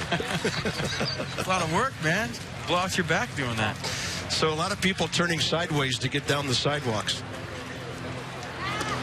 2 balls, 1 strike. Daniel Castro, a couple of knocks. Good-looking young player from Guaymas, Mexico. Double A, Triple A last year, hit 292 and 277.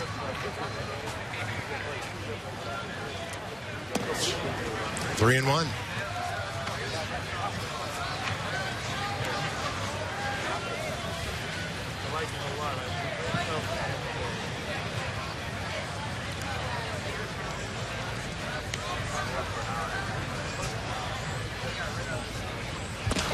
And that one runs up and in, almost hit him. It's a one-out walk. Another at bat for Eric Young Jr.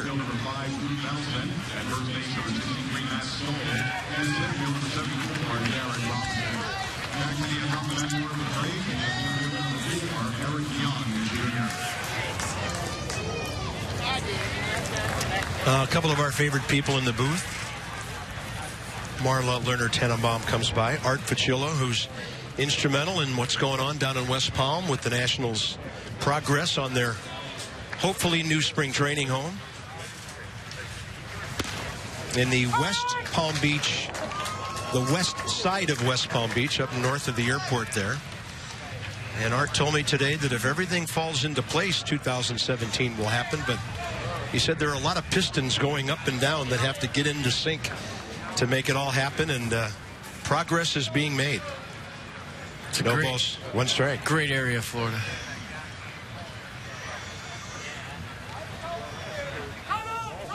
Time given before the runner took off on a steal attempt and before Evan Meek delivered his pitch. Requested by Eric Young and given by John Tumpain.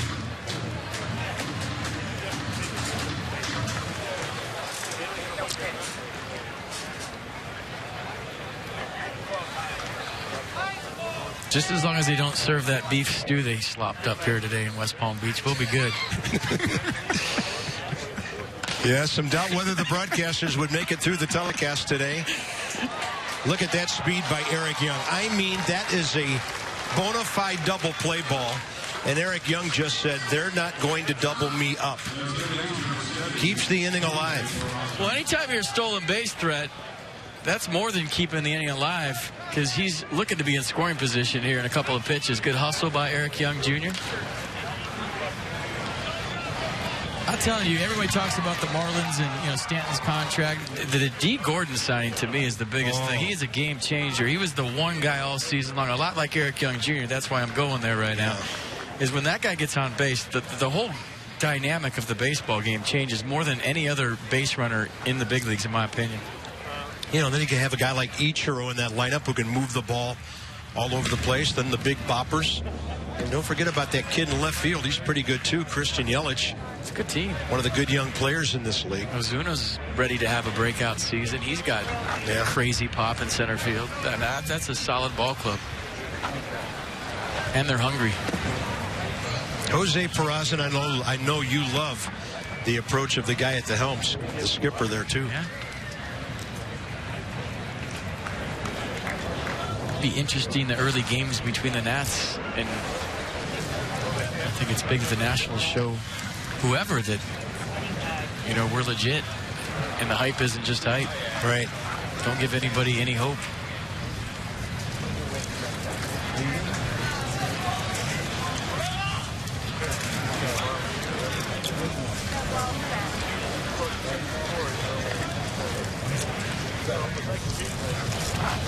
Mike Redmond's Marlins. 1-0 pitch and a good breaking ball down and away.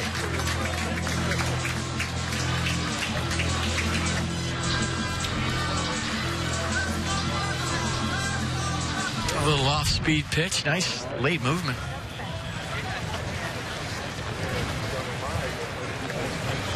You see a guy swing like that, you think he's going to double up, and as a base runner, you're thinking, okay, he's going to throw another off-speed pitch. It's a good time to run. Junior's not fight. Into right. Ball falling and over to grab it. No problem for the Nats and for Evan Meek in the top of the 7th inning. It stays a 2-0 game.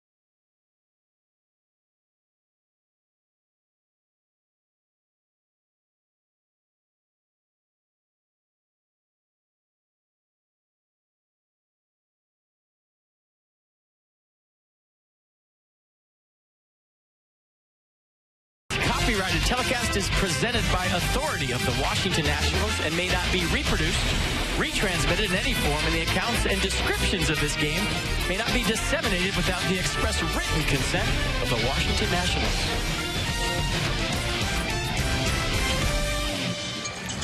Welcome back to Space Coast Stadium. We're going to the bottom of the 7th inning.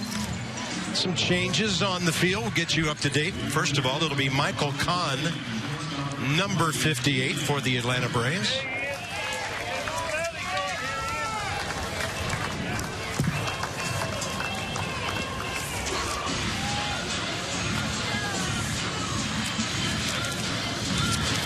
Looking up some information on him. He was with the Dodgers for 25 games last season.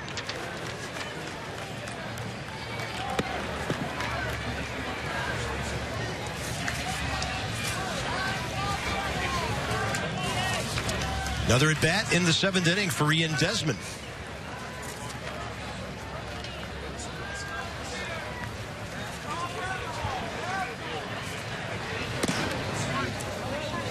That was the Angels of the American League, not the Dodgers. 25 games and a 3.04 ERA last year for Michael Kahn.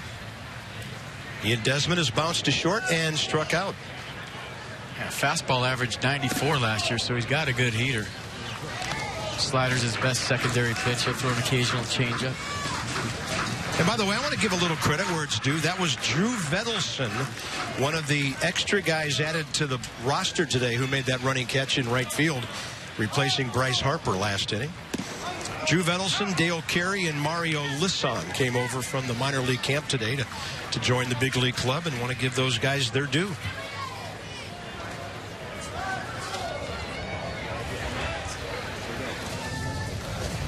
Is that your PNC minor league report? Nice. PNC leading the way. I don't know, that could be their slogan from 5 years ago. I'm just trying to remember.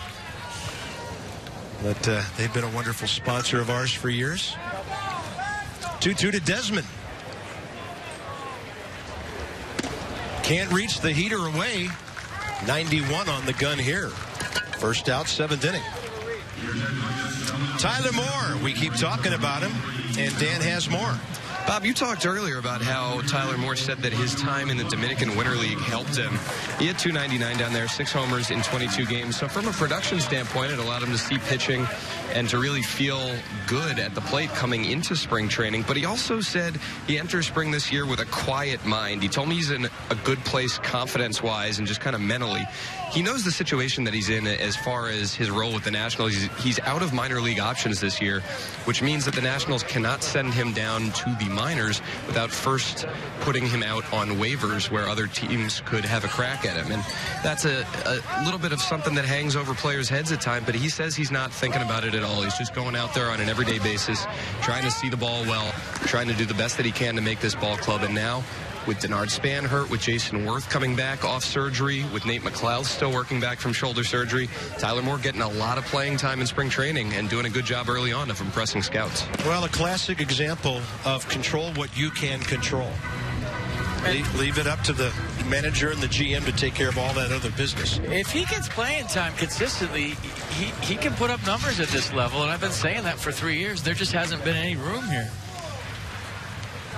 It's just a matter of him getting the consistent ABs, and I think what Dan was talking about in a quiet mind is that, you know, as a young player, when you're wrapping your head around one at-bat a night, meaning a pinch hit, Tyler Moore's had trouble with that, and he's been open about it. So it's something he's not real comfortable with, hasn't really got the hang of.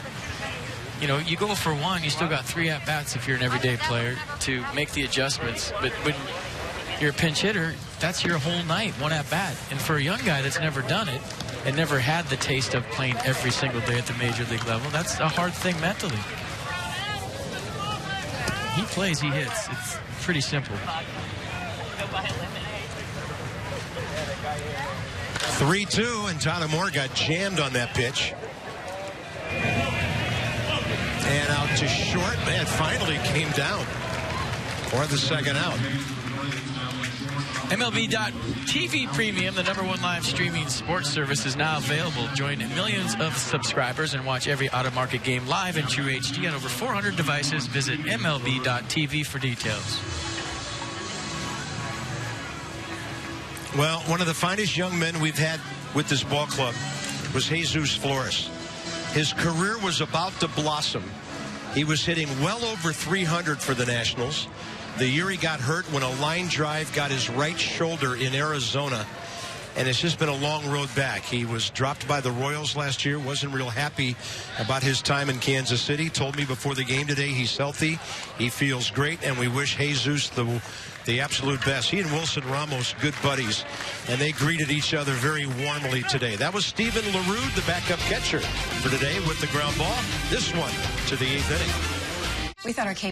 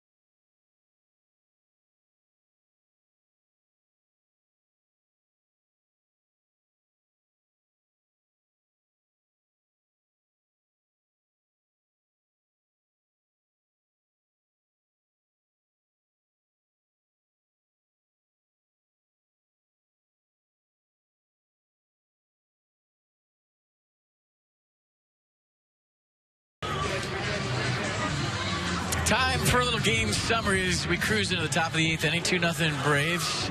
Eric Young Jr. doing his thing. Tony Gwynn Jr. doing his thing. How about Anthony Rendon Jr. doing his thing? Well, he's not a junior, but everybody else was in that graphic, so I just threw it in there. First knock of the spring right here for Anthony Rendon, beating out a little infield single. How about the play at third? Selling out, got the big hop, sidearm sling. Ryan Zimmerman on the backside saying, I got you, just like Adam LaRoche did last year. And then second hit of the day, a hanger from Chen Ming Wong goes into left field for a single. So a couple of knocks, a nice play. Good day for Anthony Rendon. Jeff Gobernes takes over in left field because Tyler Moore got his 3 at-bats in. Shortstop is Manny Burris. Now that Ian Desmond got his 3rd at-bat. Danny Espinosa still in the game, the only starter, because he's scheduled to lead off the 8th inning. So that was the plan today. And here's the right-hander, Taylor Hill. Good numbers with AAA Syracuse last year. Not a big strikeout guy.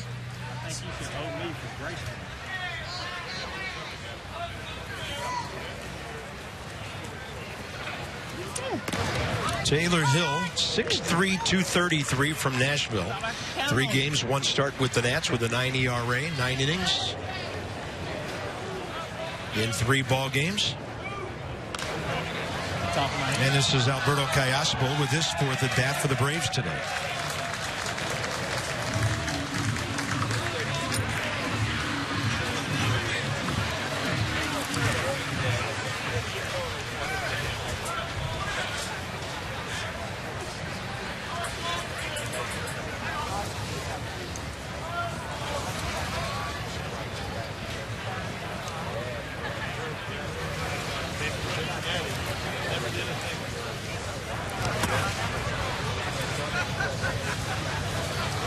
John Tumpane appreciates that block right there by Steven LaRue.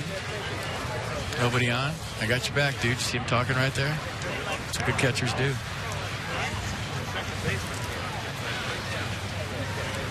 Oh-2 pitch.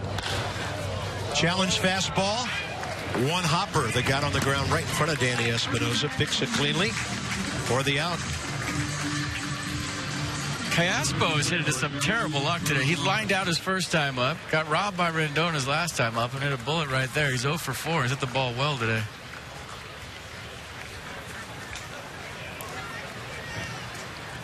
Joey Turdoslavich for the Atlanta Braves.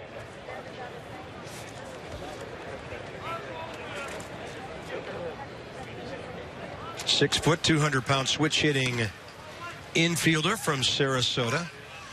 He only had 3 at-bats for the Braves in 9 games last year, 3 for 10. Drove in 61 runs, though, at AAA.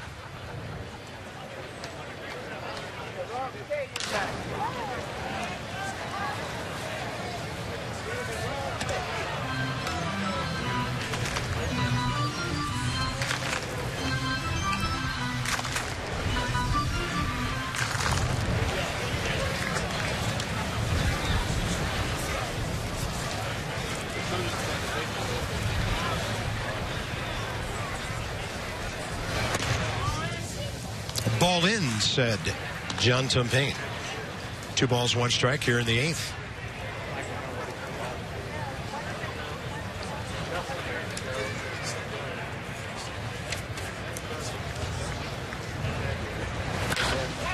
Solid contact. Espinosa sliding to his right. Unable to pick it. Joey Turdoslavich on with a base hit. See Espinosa almost like a putter missing a putt on the PGA Tour, looking at the infield right now, and he looked at it as soon as he missed that ball, the backhand side. Sometimes down here the fields aren't quite as manicured as they are during the season. You see that lip right behind him. Generally speaking, you don't see lips where the dirt meets the grass on major league fields. It just blends in perfectly, and that might have had something to do with him not coming up with it.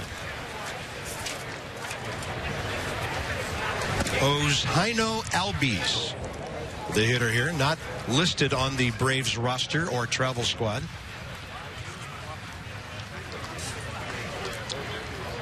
Nicely pronounced as far as you know. I've been hooked on phonics since the 1994 World Cup soccer tournament. And there's a fly ball, the left handled by Jeff Coburnis for the 2nd out. You mispronounced this one, you got trouble. This is Kaylee Johnson. Yes, there you the first baseman, his 4th at bat of the day. Nailed it.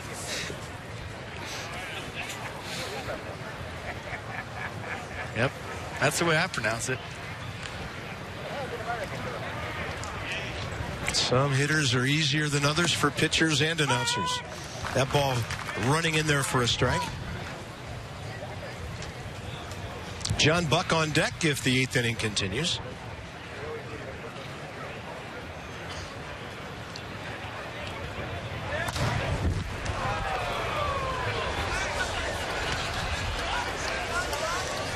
I mentioned Danny Espinosa is going to get his at bat in next inning. He'll be followed in the lineup by Derek Robinson, who was promoted to the big league camp yesterday. The Denard Span situation, you know, something like that. FP, you know this better than anybody. Those things send ripples down through the organization. So not only Michael Taylor, but Derek Robinson gets a bit of a promotion and a member of the big league camp, at least for now. Take advantage. I'm pretty sure he has some serious big league time. At least in 2013, I believe, with the Reds. Yeah, he can move around out there. Had him for 102 games with the Reds, 192 at-bats back in 2013. He's a Florida guy out of Gainesville.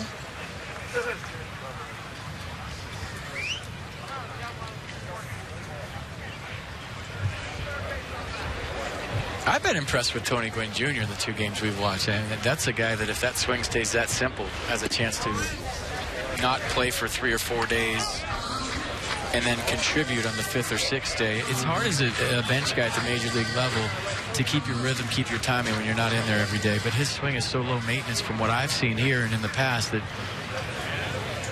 I'm rooting for him. Let's just put it that way. I think he can help his club. 3-2 pitch, runner on the move. That's right in there.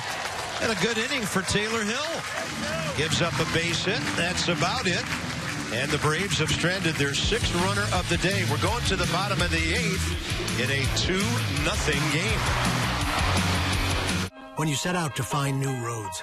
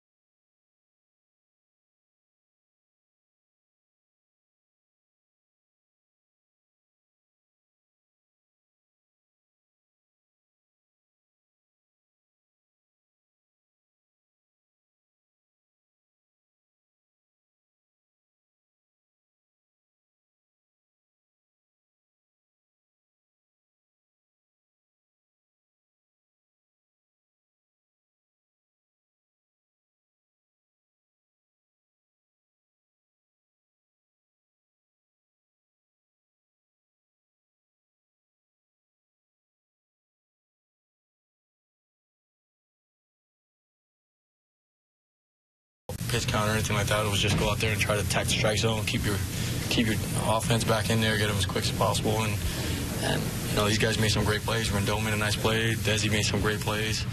But, I mean, it was just more like just attack the strike zone as much as possible. I wasn't thinking about how many pitches I'm working with. It was just go out there and pound the strike zone. Yeah, one of the nice things about spring training, able to hear from players after they come out of the game well before the game's over. Well done by Gio. 19 pitches, 15 strikes. Juan Jaime for the Atlanta Braves. Shoulder felt great. That's what I took out of that interview. Yeah.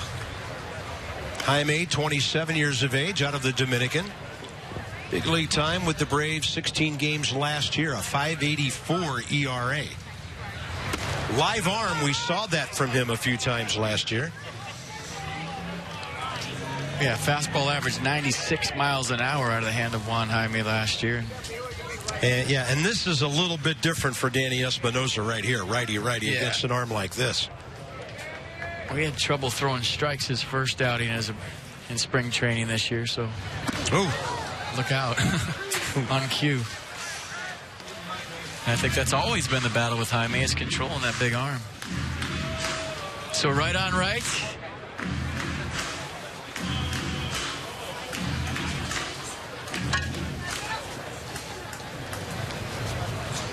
That was a spring training, get out of the way. If that was a season, Espinosa's wearing it.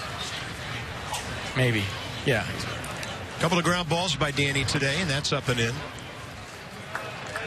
So Jaime flying open here a little bit. Everything going up and away from him. Maybe just as a switch hitter, as a former switch hitter, Carver, you're used to the ball coming out the other side, right? It's coming across. Everything breaking into you. You never really have to, like, stand tough in there because the slider's breaking into you from a lefty right-handed. The curveball the same way. And now the release point is on the same side. And then the ball's going to be chasing you on the sinkers. And you talk to right-handed hitters that have been hitting right-handed their whole life. They talk about standing there tough against a guy with a good sinker and not flinching when it's a slider and really just like saying, okay, I'm sticking my teeth into this pitch and I know it might be a slider away. And that's how you see guys get drilled sometimes with the fastball. But, you know, at the highest level, what he's doing, for me as a former switch hitter, is not that easy. It really Fastball up for the strikeout. Can he do it? Yeah. It's just not easy. And we'll see Derek Robinson now. Saw him a little bit at the end of the game on Saturday. He's 1 for 8. Does have a couple of RBIs down here. Switch hitting outfielder. That signed him as a free agent January 23rd. Listed at 5'11", 190, 27 years of age.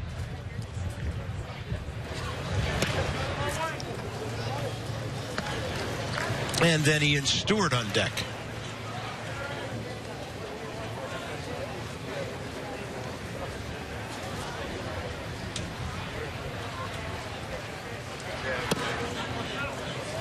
Two and 0.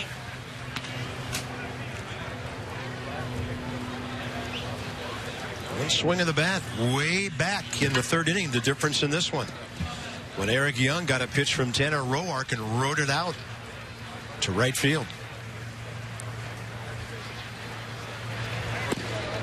Fastball at the knees.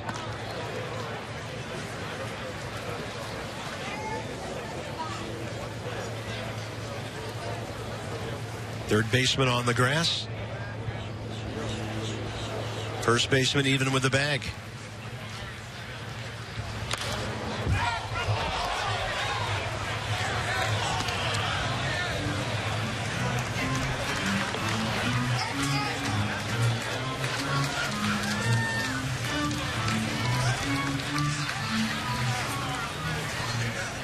Jaime, 6'2", 250-ish.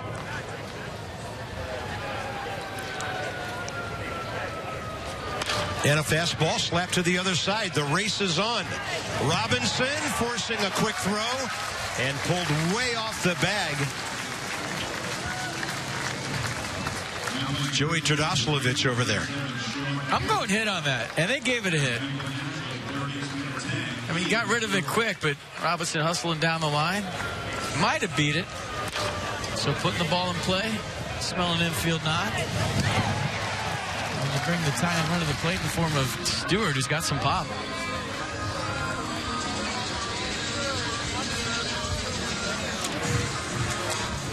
Ian Stewart, 1 for 3. 229 career hitter with 61 homers in parts of 7 years. Most of that with Colorado, 5 of them, the Cubs, the Angels, recent stops.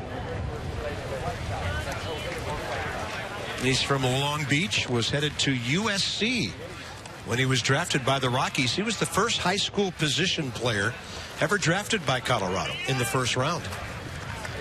That was back in 03. Low and inside, 2-0. Jaime falling behind here.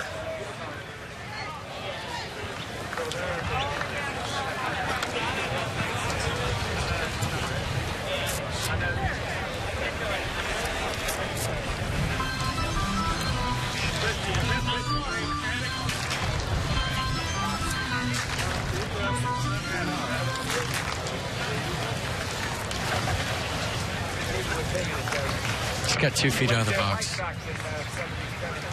Just felt like being tattletale for a second.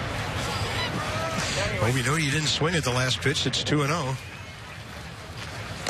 Ball 3, a pitch in the dirt. Jesus Flores keeping it close.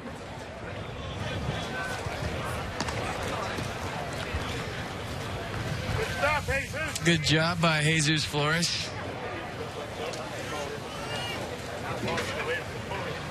Pitchers like throwing to him. Ask him. They'll tell you, especially when he was a Nat. Guys love throwing to Flores. Commanded the game well, had a good idea what finger to put down. Was always great at blocking baseballs like he just did.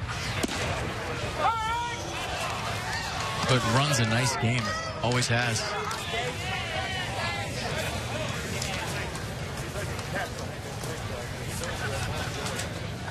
Ryan Matthews used to tell me stories about him coming out to the mound and just firing him up, saying, hey, let's go right here. Let's go after this guy. You got great stuff. Let's use that 96 right here. Let him get himself out. Just firing him up all the time. And that's what he brings to a ball club. Sometimes it's not about the numbers or the WAR or the sabermetric stats all the time. It's about what a guy brings, especially in that position. He originally became a Nat when the Mets left him unprotected in the Rule 5 draft. And there were some people in New York that weren't happy about that when Washington got him. And as I mentioned before, that shoulder injury in Arizona, he was really on his way. With the runner moving, high bouncing ball, Derek Robinson went flashing right in front of the second baseman, Castro there. 2 outs. The 10th anniversary season at Nats Park will be packed with fun giveaways, events, and special occasions. Promotions include 5 bobbleheads, each representing a magical moment in Nationals history. Like, who can't remember the Jason Worth Chia Pet moment, or the Anthony Rendon Garden Gnome moment, or events like 10-Year Tuesdays where you have 5-hour games, and Star Wars Day. Tickets are going fast for the biggest games of the season, so visit nationals.com now to get your tickets. 2 outs, and here's Pedro Severino.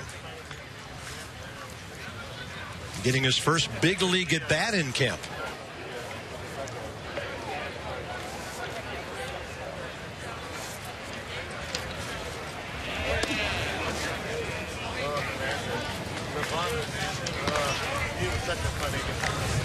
Right-handed hitting catcher, 6'2", 200 from the Dominican.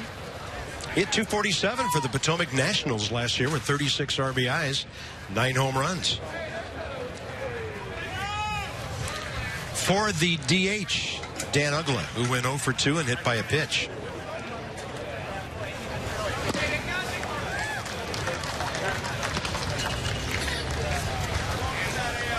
Don't think hitters are ready to catch up to high 90s yet.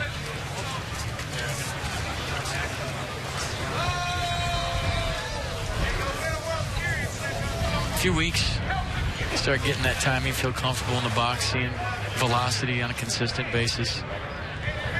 Want to click late.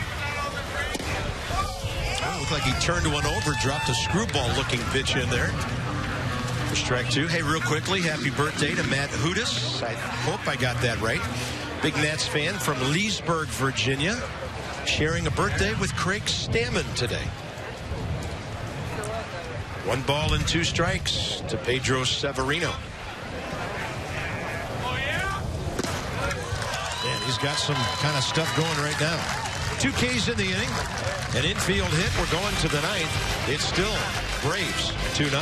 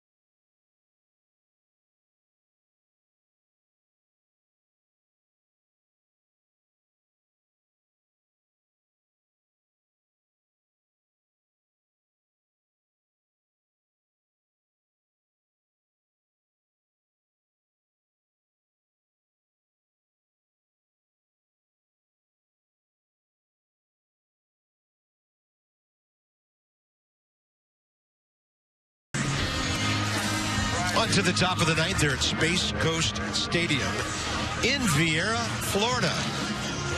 270 Braves, 050 Nats. Our guys in the truck have been commiserating with Vegas insiders.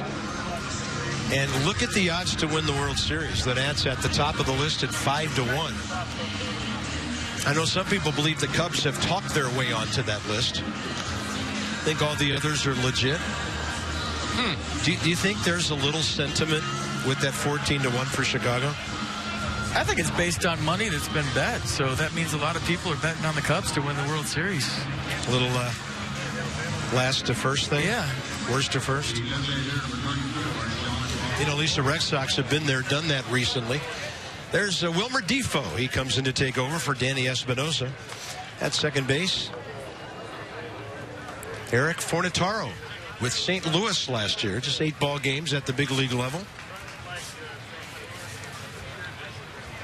He's from Houston. He was 4-5 with 15 saves at their AAA Memphis last year with a 2.57 ERA. Pretty highly regarded arm in their organization as recently as going into last year. John Buck, the hitter, fouls one off. Yeah, you got a fastball that averaged 93 last year, curveball, and an occasional changeup, but really a 2-pitch guy, fastball curve.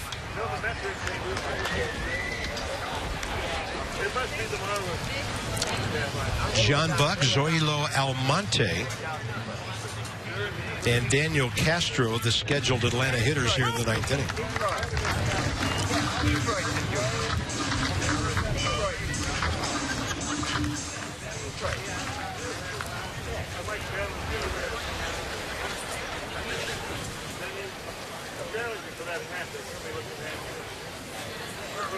And the 0-2.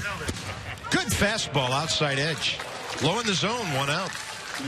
That was nice. A down angle on that.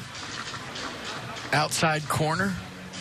Perfect pitch. I don't know a whole lot any hitter can do with that. That was a nice sequence. All right.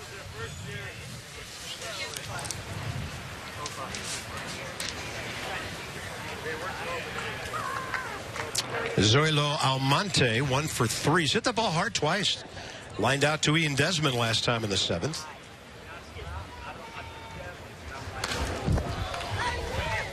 It's a pretty easy looking 90 right there.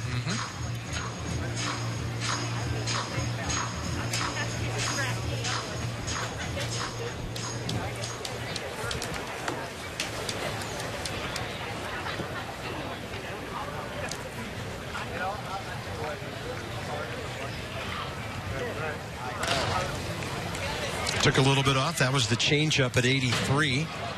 And the count, no balls, 2 strikes.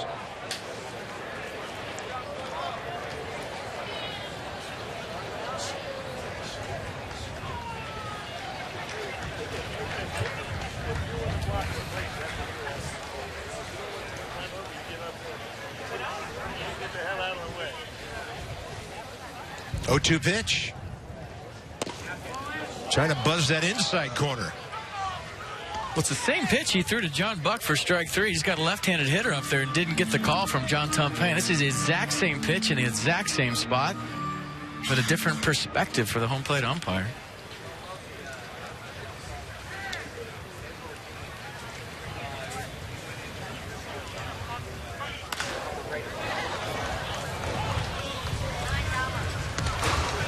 Nationals in action tomorrow.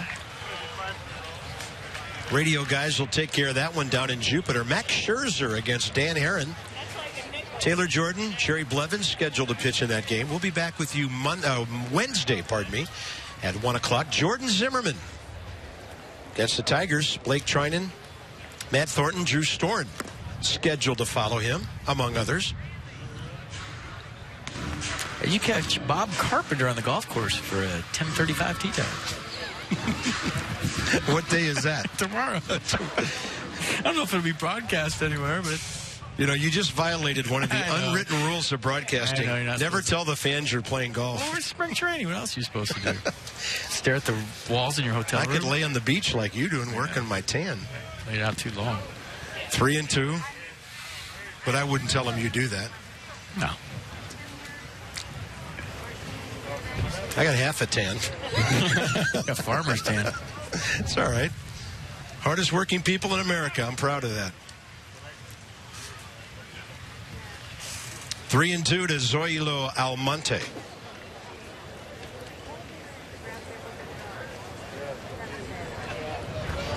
And he missed outside. Well, that 2-strike pitch that just missed led to the 1-out walk eventually. And the second baseman, Daniel Castro, will be the hitter.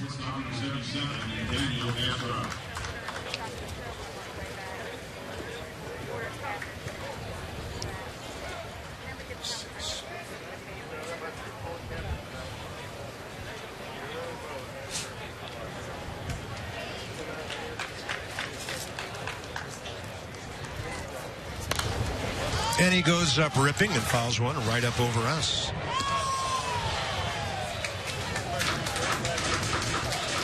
We ever had one in here? I can't remember. I don't think so. I don't think we have. By the way, we're going back to Fenway this year, the site of Santangelo's greatest defensive play as a broadcaster. You caught a clean foul ball there, 3 years ago? Yeah, 2012. Stuck my hand out, I went right in it. It was what you did after the catch. First, standing with your hands apart, overlooking your kingdom at Fenway Park. They're like, who is this guy? Flashbacks. I got a good ovation from the Fenway folks. Line drive. Ball was hanging a bit. No chance at all for Emmanuel Burris to catch that. So 2 on 1 out, and the hitter will be Malix Smith, the center fielder.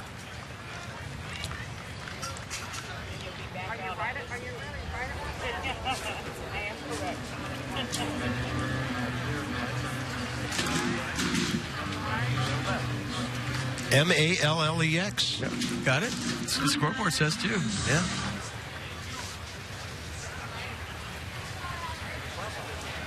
Yep.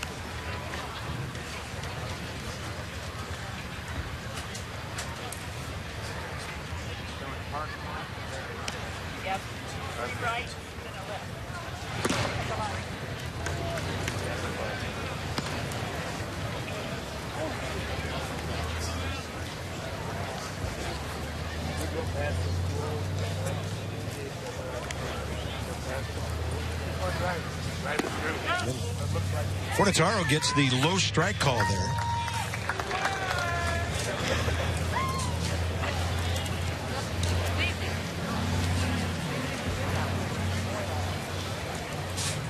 Former National Jesus Flores on deck here in the top of the 9th with 2 on 1 out. Chopper. First base, the proper play for the sure out. 2 down.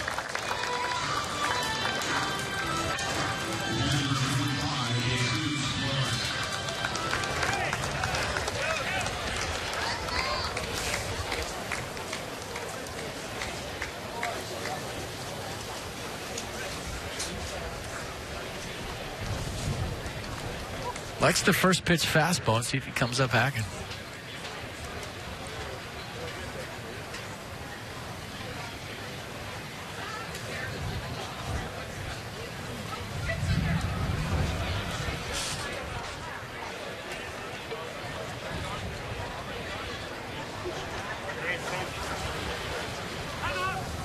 Last couple of years, Jesus has really kind of redone the whole thing from head to toe with his physique. He was a big, thick, strong guy when he came up. He has really slimmed down, looks great.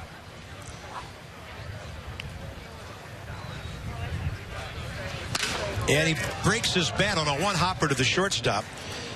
Manny Burris throws him out, and we're going to the bottom of the ninth inning. Nets need a rally. 3-4-5 coming up in a 2-0 game. The treats keep on coming, though, at Space Coast Stadium.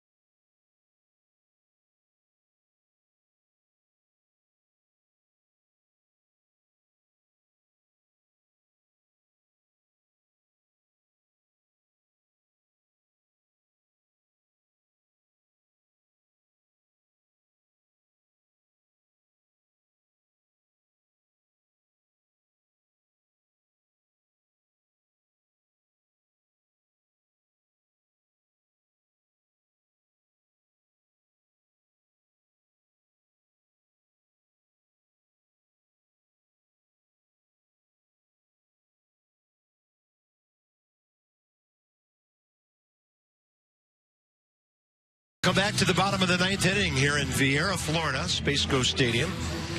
Beautiful day. No offense to speak of really for the Nats. They've been out hit 8-5 and trail 2-0. We're back with you Wednesday when Jordan Zimmerman goes against the Tigers. Then next Monday, the Yankees will be here.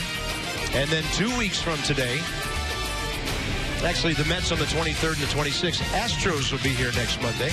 And then a return visit from the Yankees to Washington, D.C., Nationals Park 2 days before we open up against the Mets. Here's Jacob Brigham.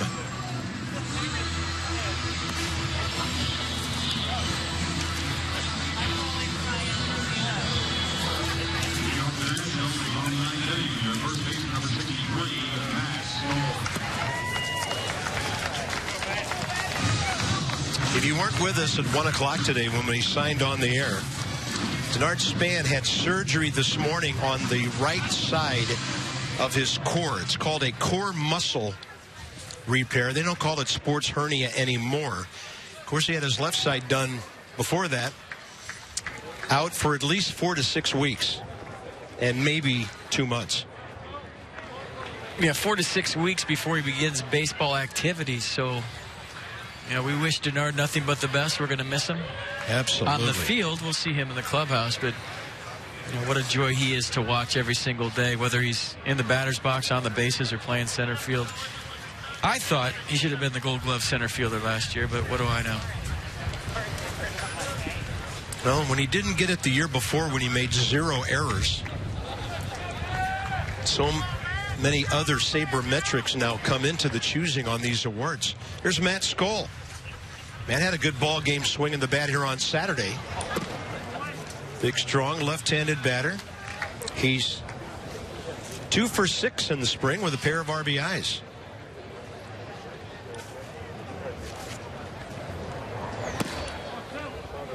I just think he looks the part. I said it the other day on Saturday. I like his approach. I like his setup. You see the numbers in Harrisburg. Coming back from an injury. I mean, the body, the frame, everything. 241 with 14 homers at AA last year. That ball rocked into right field for a base hit. It's a beautiful stroke.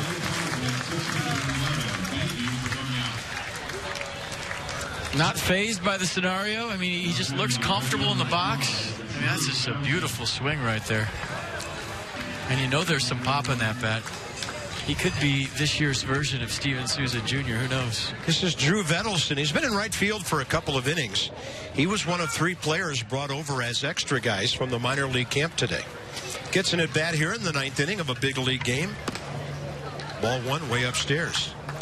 Emmanuel Burris to follow. Jeff Coburnis after that, if the 9th inning continues.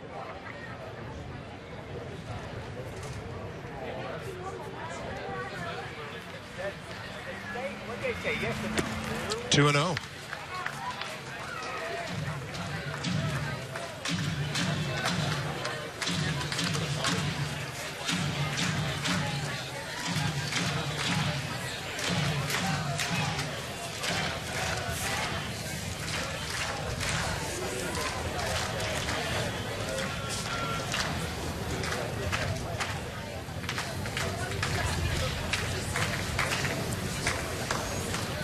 Long pause. Not even close with the first 3.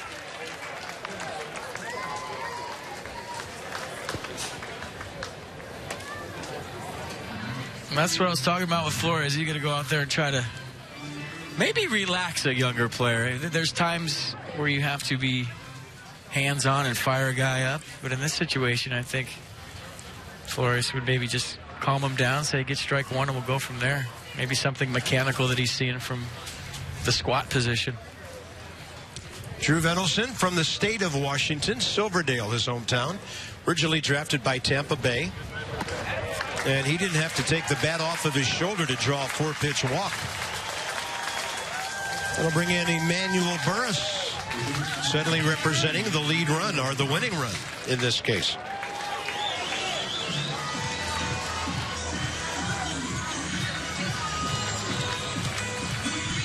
Bo Porter, very happy to be with the Braves. Coaching third base for them with Terry Pendleton over on the other side for Freddie Gonzalez.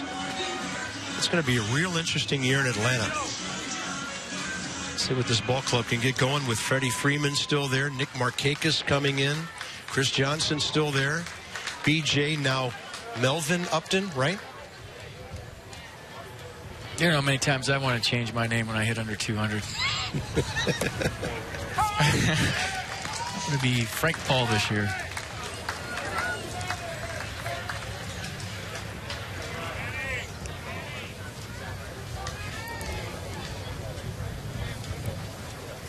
Only thing is, I've been changing it every year.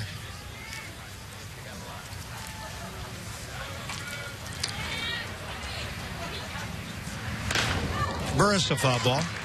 One more national, former national, is in camp with the Braves. Matt Capps. Todd Coffey in their bullpen today, but we evidently won't see Todd. But Matt Capps made the All-Star team as a Nats closer several years ago. And he's trying to win a job with the Atlanta Pen.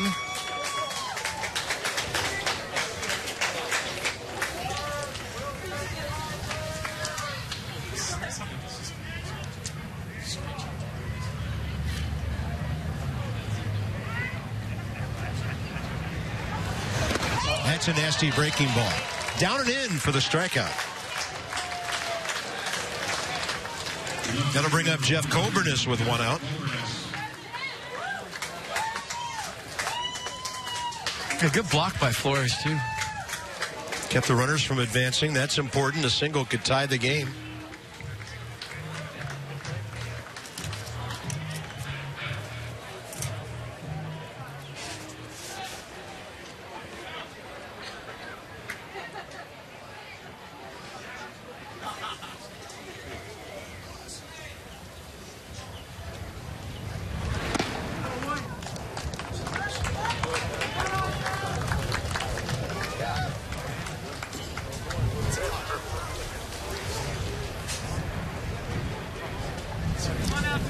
Jeff Coburnis taking over in the left field.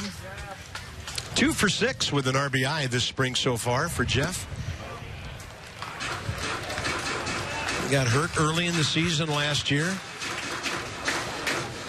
Fractured his left hand. Only had 6 at-bats total for the Nationals.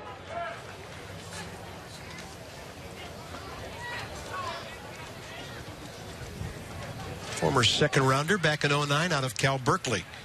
And a 2-0 pitch. Fastball, skied to left. Center fielder Smith makes the call. 2 down. It'll be up to Steven LaRue.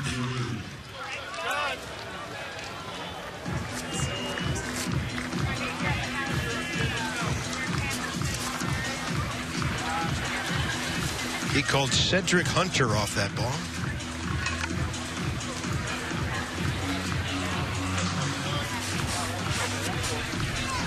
And the last hope for the Nationals today will be the catcher Steven LaRue.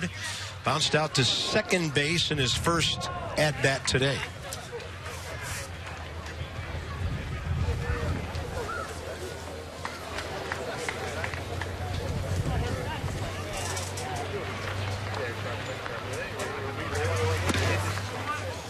I'm already ready for games that count. Well, that's good because last year you waited till March 10th. I don't know. Even as a player, it's just hard to get into games that don't matter. I mean, unless you're working on things and you're trying to make a team. Spring training for me is always, wins and losses were all that mattered. And now, it's fun to watch baseball again. It's fun to get excited about the upcoming season. But it's going to be awesome when the games count. I can't wait for opening day. Freddie Gonzalez feels the exact same, I guarantee you. 2-0.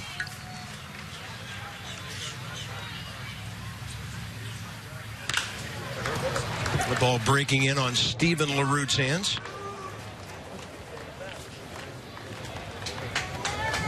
Six ball games with the Phillies last year, just 3. Actually, that was back in 2013, a couple of games back in 2012. He's out of Reno. Nationals signed him as a free agent middle of January. 30-year-old Steven LaRue. 2-1 pitch. And he jacks one to the gap in left center. That ball bounces over the wall, and that's a horrible break for the Nationals.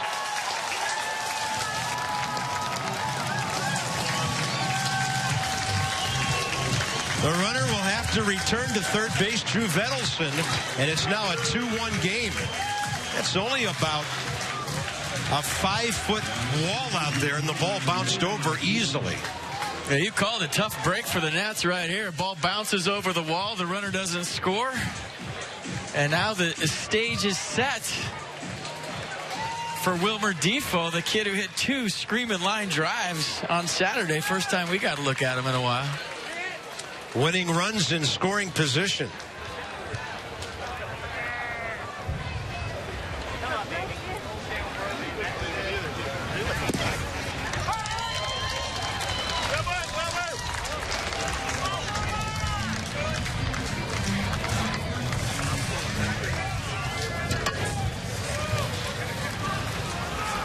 Two outs in the bottom of the ninth. Wilmer Defoe. He's really got those hands down low, right about waist level as he gets his setup. It's a nasty curveball. No balls, 2 strikes. Somebody sent me a picture of the Virginia license plate on Twitter. It was the Nats one with the curly W. They had WAWKOFF. And that's their license plate. Walk off. Defoe has a chance to do it right here, right now. Swing and a miss. It'll require a throw, and the game is over. Jinxed it, my bad. 2 hours and 35 minutes for the Braves to take care of the Nationals. 2-1. Washington out hit 8-7 on the day. It was a really well-played ball game on the part of both teams. No errors in the game. They strand 8. The Nationals strand 7. For FP and for Dan Colco, I'm Bob Carpenter. The final score, Braves 2, Nationals 1. Washington now 3-2 at spring training. Hope you enjoyed the telecast. We'll rejoin you on Wednesday when Jordan Zimmerman pitches against the Tigers, 1 o'clock. This has been a presentation of Masson, and until Wednesday, so long for just a while. advantage.